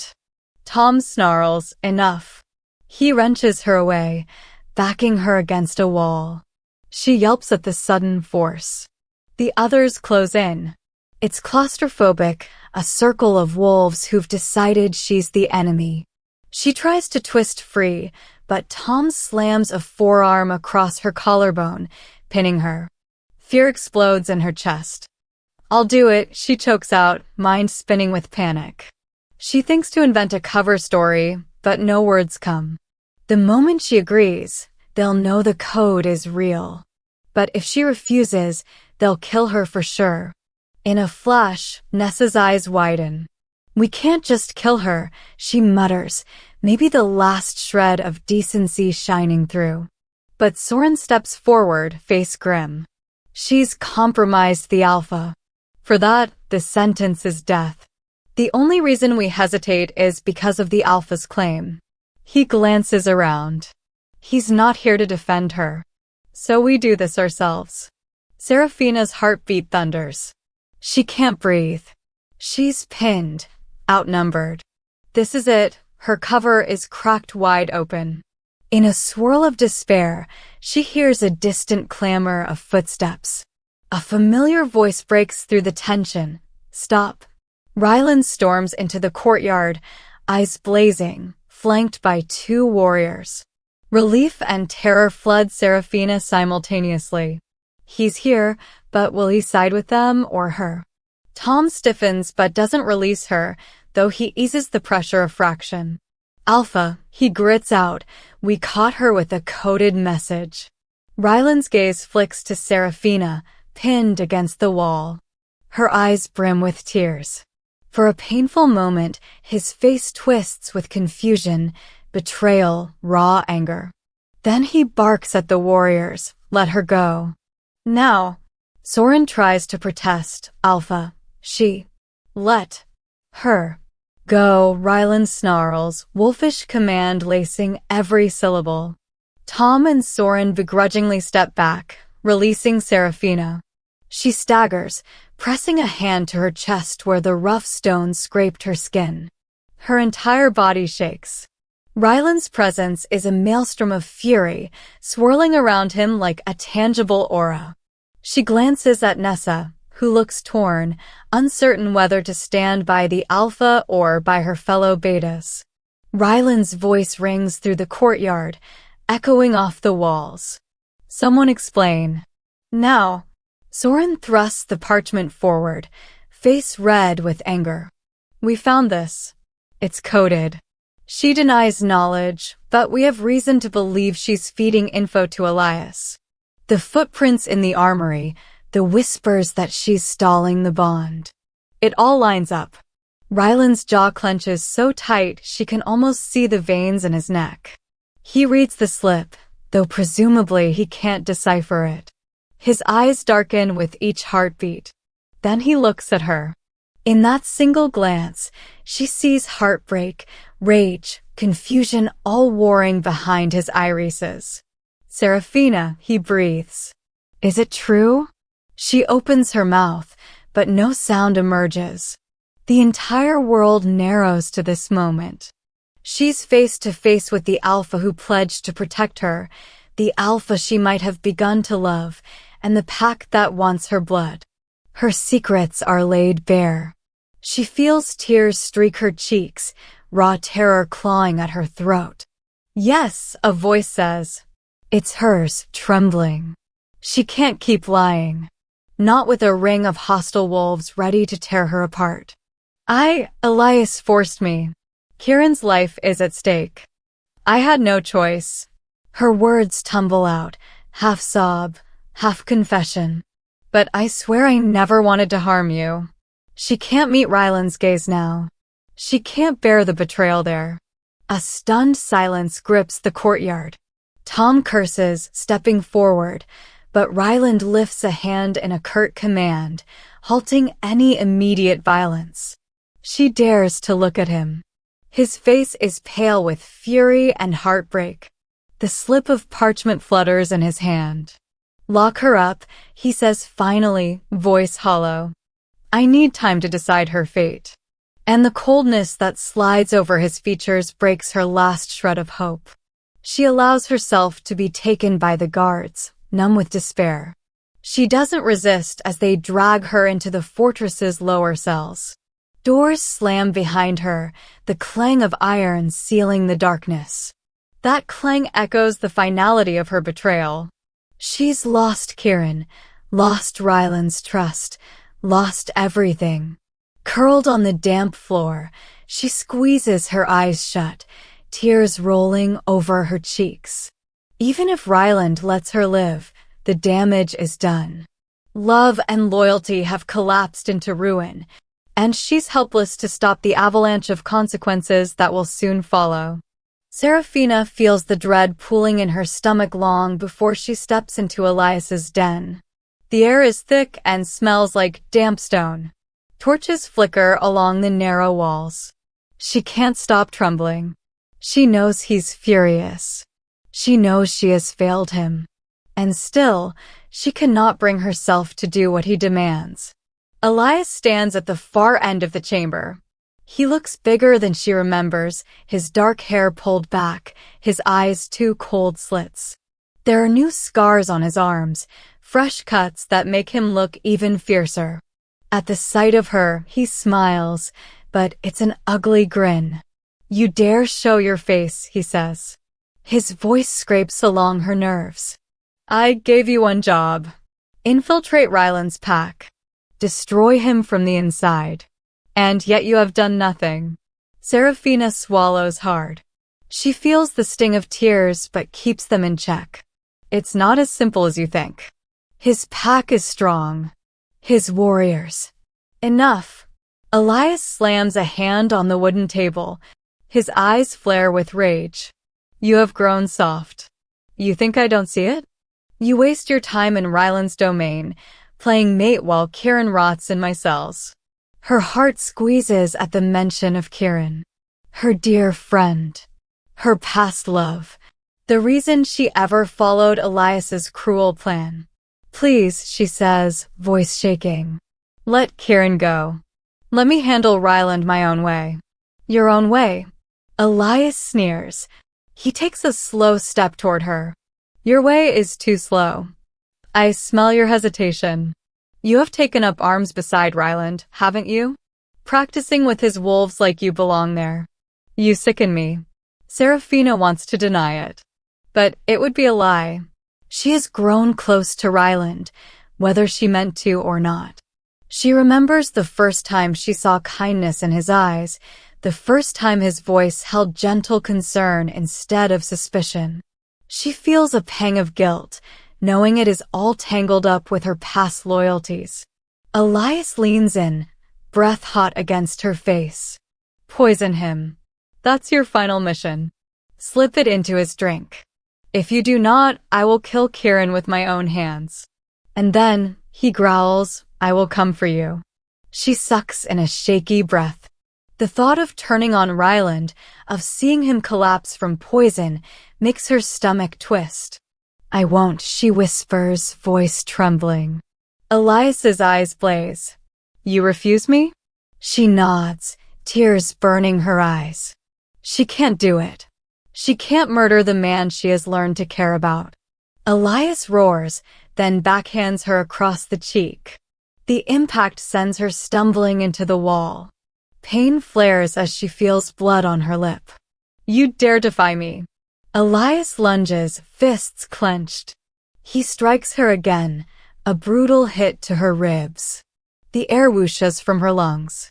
She tries to curl away, but he grabs her hair and jerks her head back, forcing her to meet his furious gaze. "You will beg for mercy before I'm done," he snarls. "All these weeks, you have tested my patience." "No more." Seraphina's mind reels. She knows if she doesn't escape now, she never will. Summoning strength from the lessons she learned training with Ryland's wolves, she wrenches free of Elias's grip. This sudden move surprises him enough that he loses hold of her hair. She ducks under his next punch, heart pounding. He growls and lunges again, big hands clawing at her shoulders. She twists her hips, using the momentum from training to pivot away. For a moment, she sees the shock on his face. He never expected she'd learn real fighting techniques. She shoves him hard, and he staggers into the table, scattering maps and papers. Panic surges in her chest. She needs to run. Now, Elias recovers fast. He spins, eyes filled with lethal intent. He draws a short blade from his belt. "You ungrateful worm." She darts toward the exit. Pain throbs in her ribs, but adrenaline propels her forward. She hears him roar behind her. Her heart hammers so loud, it drowns out all other sound. The corridor is dark and winding. She doesn't know every turn, but she knows she must reach daylight, must get free. Footsteps thunder after her, shouts echoing through narrow passages. Elias calls for his warriors, but she doesn't look back. She bursts into the open air, a courtyard of jagged stones. 2 wolves block her path. They bare fangs, ready to shift, but she ducks and rolls under one swinging arm. She kicks out, catching the other in the knee. He collapses with a yelp. The moves come from raw terror and the frantic training that has left her with reflexes sharper than before. Her lungs burn. She sprints past the gate, ignoring the pain in her side. More howls erupt behind her. She knows Elias will not let her go. But she's determined. She flees, weaving through thick forest. Branches whip her arms, scratch her face, but she doesn't stop. Her foot catches on a root, sending her sprawling forward. She gasps as she lands. Her arms sting, but she scrambles up again, ignoring the taste of blood on her tongue. One step, then another, until the forest starts to thin. After what feels like forever, she sees the outline of Ryland's boundary. The trees open into a wide clearing. Torches flicker along the perimeter where Ryland's patrol sometimes stands guard. She stumbles, heart stuttering. Her vision swims from exhaustion. She hears growling, wonders if it's Elias's wolves closing in or just her own thunderous pulse. When she finally reaches the border, she can't hold herself upright any longer. She collapses on her knees, crying out from the pain. Wolves emerge from the shadows, each one with hackles raised, teeth bared. "It's her," someone snarls. "The traitor." She tries to speak, but only coughs. Blood drips from her split lip. A large wolf in half-shift form steps forward, muzzle curling in a warning snarl. "You dare come back here?" She can barely keep her eyes open. "Please," she rasps, forcing the words through a swollen throat. "Elias is coming. He plans to attack. Please let me warn Ryland." They don't lower their guard. One lunges, grabbing her by the arm. She screams, half delirious. "I'm not lying. He's coming. He wants to burn your fortress, kill all of you." The wolves exchange uncertain glances. Some look ready to tear her apart. Others pause, sensing her genuine fear. Suddenly, a furious roar shakes the night. Ryland's wolf. His enormous silhouette appears, eyes glowing gold in the torchlight. He sees Seraphina pinned to the ground, beaten, bruised, and he growls so violently that 2 guards flinch back. His presence floods the clearing with raw power. She tries to meet his gaze.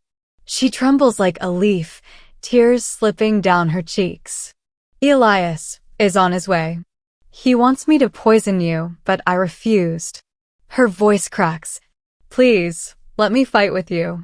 Let me prove I'm sorry." Ryland shifts back to human form, though his wolf instincts still bristle. His face is a mask of rage, but not directed solely at her. He sees the bruises on her arms, the fresh blood staining her clothes. He sees the tears. His voice rumbles low. Let her go.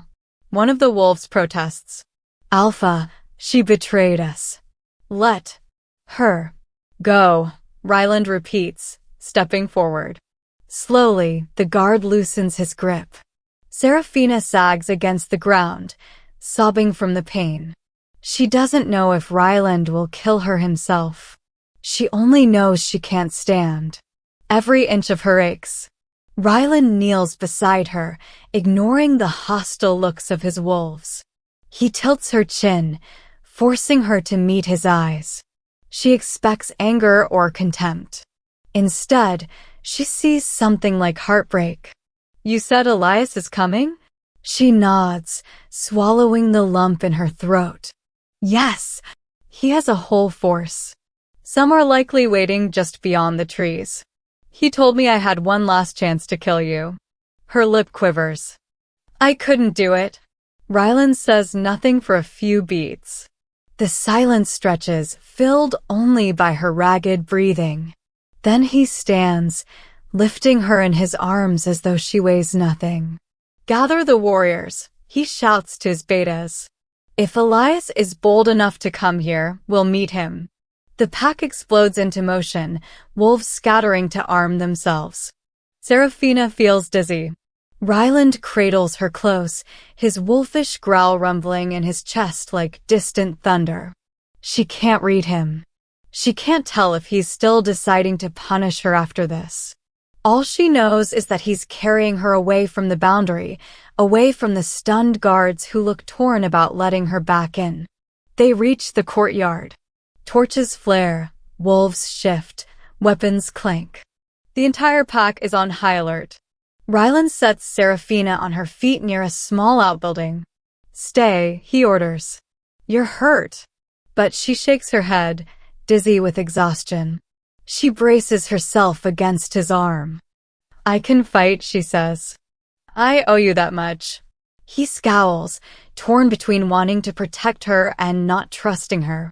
Finally, he lets out a harsh breath. Then don't die. His voice cracks. Don't make me regret this. Moments later, the night erupts in howls.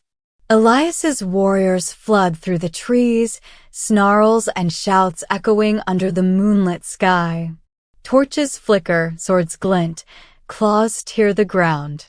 Seraphina steps back, heart pounding as she sees a mass of shapes surging toward the fortress walls. The first wave collides with Ryland's outer guard. The air fills with the clang of steel, the snapping of jaws, the screams of wounded wolves. She grips a fallen spear from a nearby rack, ignoring her throbbing ribs. Her breath comes fast, terror and adrenaline sparking through her veins. All around, wolves shift mid-lunge, arms becoming furred limbs, mouths sprouting fangs. The moonlight reveals everything in stark detail, blood on the dirt, eyes shining with fury, gaping wounds. The primal chaos makes her stomach knot. Elias's wolves press the attack, but Ryland's pack holds firm. She sees them forming a defensive circle near the main gates, pushing back each wave. Seraphina runs forward, too fueled by desperation to stay idle. A snarling wolf leaps at one of Ryland's younger fighters. She drives her spear into its flank, trembling at the sickening impact. The wolf yelps, twisting away. She hopes she hasn't killed it, only driven it back. Another attacker lunges for her from the side. She ducks, feeling claws rake across her shoulder. Pain flares. She swings the spear in a wide arc, forcing the attacker to leap back. Another wolf from Ryland's side tackles it, teeth snapping. Seraphina staggers, breathing hard.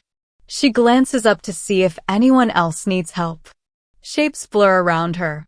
The world becomes a storm of violence, each second a life or death choice. She sees Nessa somewhere in the fray, sword flashing. Nessa meets her eyes across the chaos. There's a flicker of surprise that Seraphina is fighting to defend them.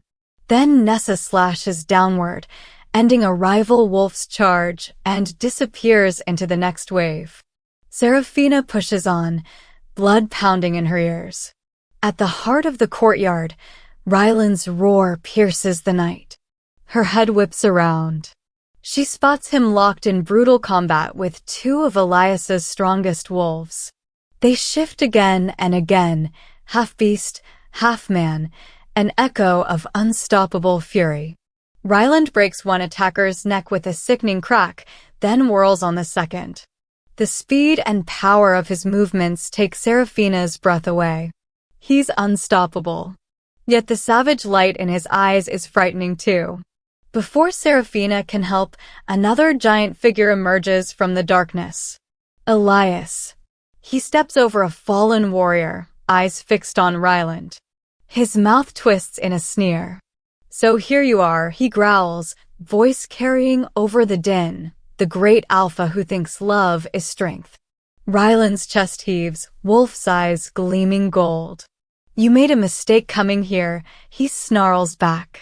Elias laughs, low and cruel. "And you made one trusting that little Omega." He jerks his chin at Seraphina, who stands a short distance away, panting, wounded, but still upright. "See how she served me first? You're a fool." Ryland's gaze flickers to Seraphina. She can't read his expression. Hurt? Fury? Fear for her? She steps forward, ignoring the pain in her side. "No," she manages, voice raw. "I chose this pack. I chose Ryland." Elias bares his teeth, half shifting so his arms sprout thick fur.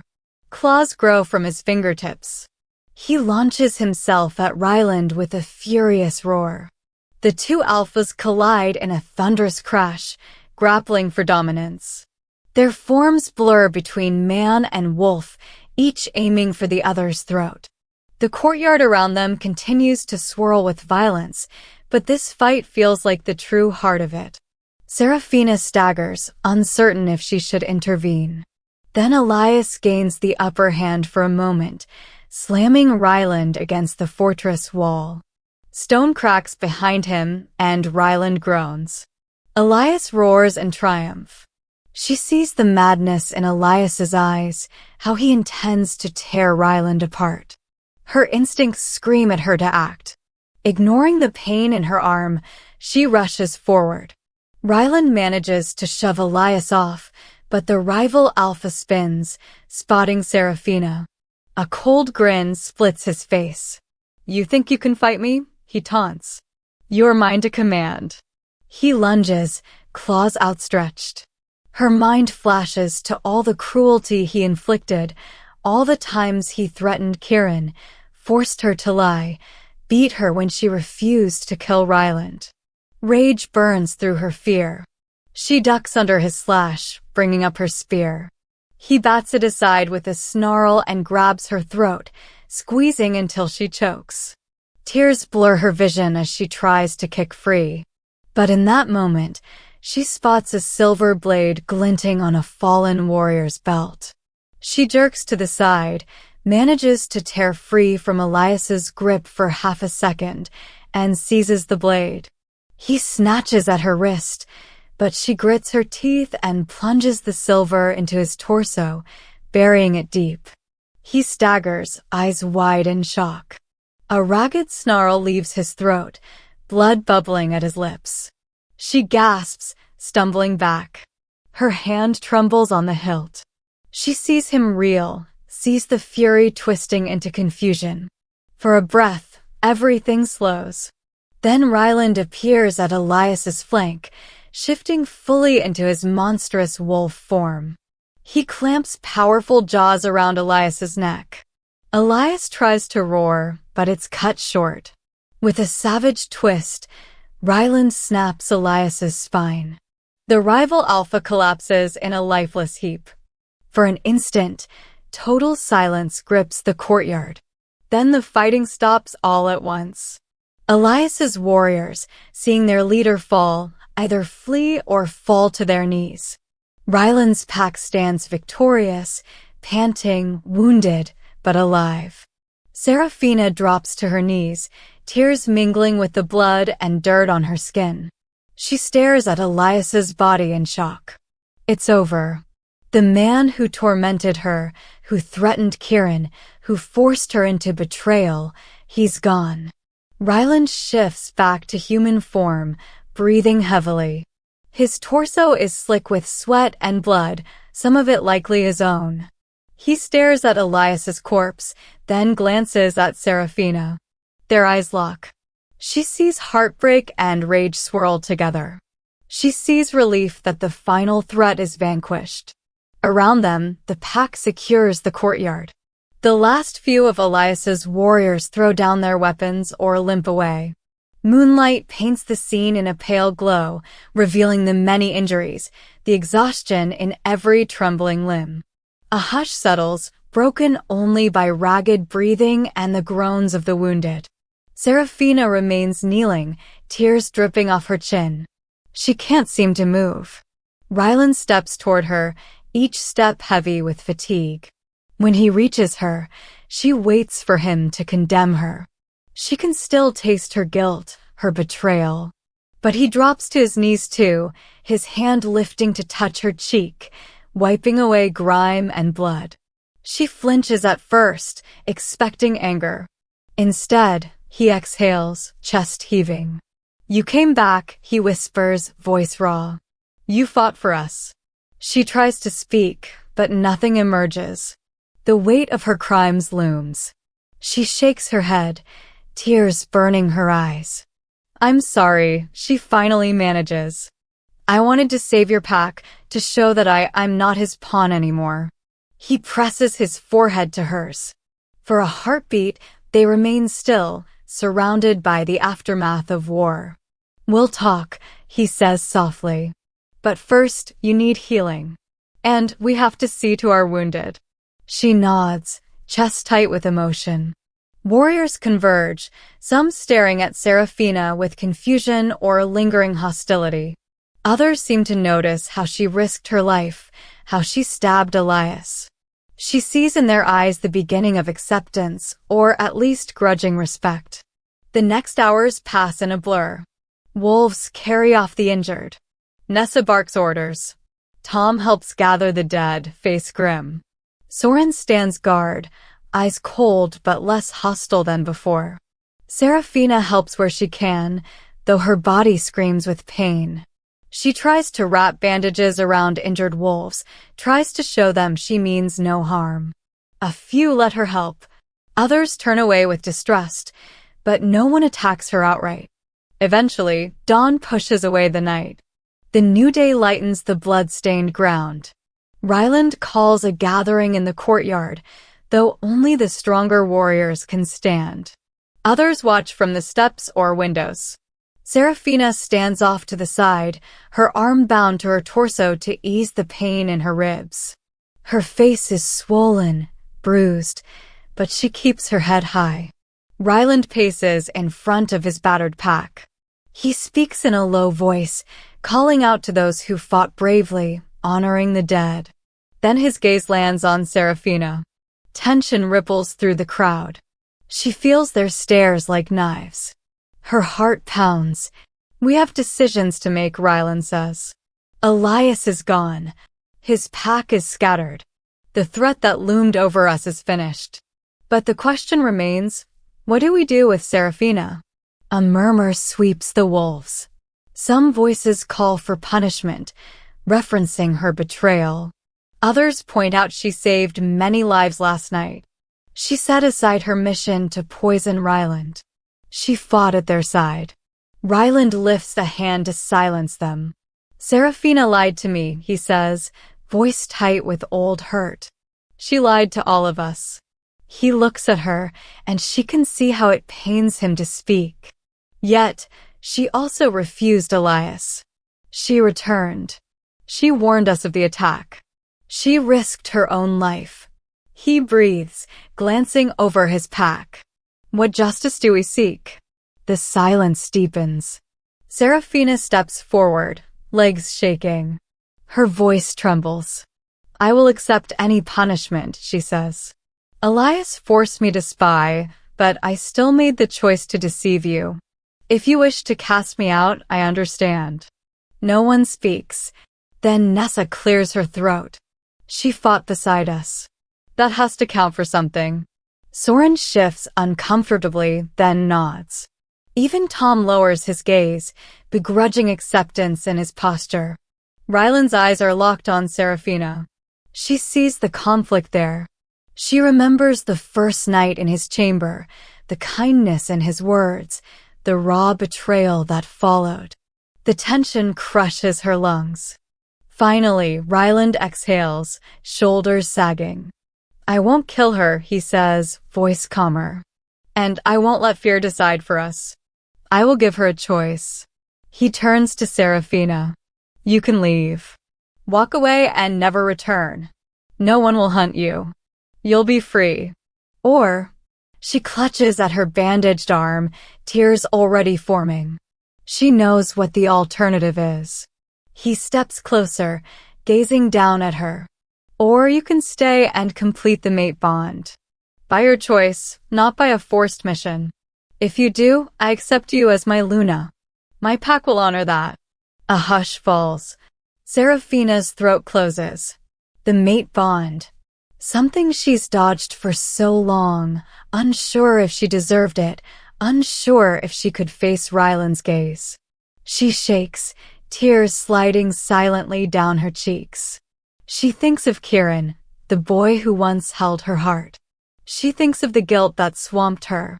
She thinks of the countless nights pressed under Elias's threats.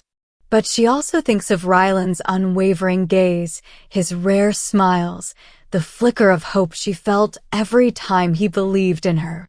She falls to her knees, her face turned up to him. I choose to stay, she whispers, voice hoarse. I choose you. I choose this pack. I know I have no right to ask for forgiveness, but if you'll let me, I want to earn it. Ryland's jaw clenches, emotion shimmering in his eyes. After a long breath, he sinks down beside her. He brushes her bruised cheek, tears shining in his own gaze. Then we do it properly, he murmurs. No lies, no illusions. He pulls her to her feet with gentle care. The crowd stares, uncertain but silent. Nessa steps forward, swallowing a lump in her throat. If this is what our Alpha wants, she begins, voice thick with emotion, then we stand behind him. One by one, the others bow their heads. Seraphina can barely hold back sobs of relief. She has a lot to repair, a lot of trust to rebuild. But they're giving her a chance. And she won't waste it. Ryland gathers the pack's elder mystic, who emerges from the ranks. The old wolf nods, touching a small pouch of herbs. It's not the grand ceremony they might have had if events were different, but the meaning is the same. Under the rising sun, with the fortress battered but unbroken around them, Seraphina stands by Ryland's side. The elder chants words in a low, rhythmic voice, asking the moon and the earth to witness the bond. Ryland slices his palm, wincing only slightly. Seraphina does the same, ignoring the sting. They press their wounds together, blood mixing. She inhales sharply, feeling a rush of something hot and raw surge through her veins. I welcome you, Ryland says softly. Not because I was told to, not because I claimed you in haste, but because we both choose this. Her tears fall freely as she meets his gaze. I choose you, she whispers again, voice steady despite the sob in her throat. With everything I am. The elder sprinkles powdered herbs across their joined hands. A hush lingers in the courtyard. Then a gentle breeze stirs the air, as if the world itself acknowledges this new bond. Seraphina feels warmth radiate from their linked palms, spreading through her limbs. It's unlike anything she's known. Not the force tie she feared, not the chain Elias wanted. A real connection, forged by mutual will. When they break apart, blood smears across their palms, and the elder nods, voice hushed. It is done, he says. Ryland's pack stands in tense silence for a moment. Then, slowly, some wolves lower their heads in acceptance. Others exhale sighs of relief.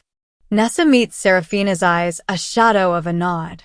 Tom and Soren look uncertain, but do not protest. Little by little, the tension seeps away, replaced by a cautious sense of unity. It will take time to heal the wounds of suspicion. But a path forward glimmers. Ryland reaches for Seraphina, pulling her against his chest. She leans in, exhaustion catching up with her. "You were always mine," he whispers against her hair, voice thick with emotion. She closes her eyes, trembling. "And now," she whispers, "I choose to be." The rising sun bathes them in pale gold. Around them, the courtyard still bears the marks of battle. Blood stains the dirt. Bodies of the fallen wait to be honored. The pack has scars, and so do they. Yet there's hope in the hush of mourning, a promise of rebuilding. Seraphina knows the road ahead won't be easy. She will have to face the memory of her betrayal, the damage Elias caused, the ghosts of her past with Kieran. But she's no longer alone. She stands with the Alpha she fought so hard to protect, the Alpha who, in turn, saved her from a lifetime of darkness. As wolves move to tend the wounded, as the first flutter of birdsong breaks the silence, Ryland and Seraphina remain locked in an embrace. The final echoes of war fade into the distance. Dawn has come, bringing with it a fragile peace. She can feel Ryland's heartbeat beneath her ear, steady and real, each thump a quiet assurance. She breathes in assent, pine, warmth, and steadfast devotion. For the first time in a long while, she feels free. Free from Elias, free from lies, free to stand at Ryland's side. Though challenges will surely arise, for now, there is a hush of relief that washes over them both. She turns her face up to the sky, letting the morning light kiss her cheeks. And when she looks at Ryland, she sees not just an Alpha, but a partner, a man who gave her a second chance. He tucks a strand of her hair behind her ear, lips curving into a weary smile. "We have much to fix," he murmurs, glancing around the ravaged courtyard. "Yes," she says, nodding. "But we'll do it together." His wolf glints in his gaze, protective and sure. "You're not alone anymore," he affirms, pressing his forehead to hers. She exhales, tears slipping down her cheeks in quiet joy. Not alone, she thinks.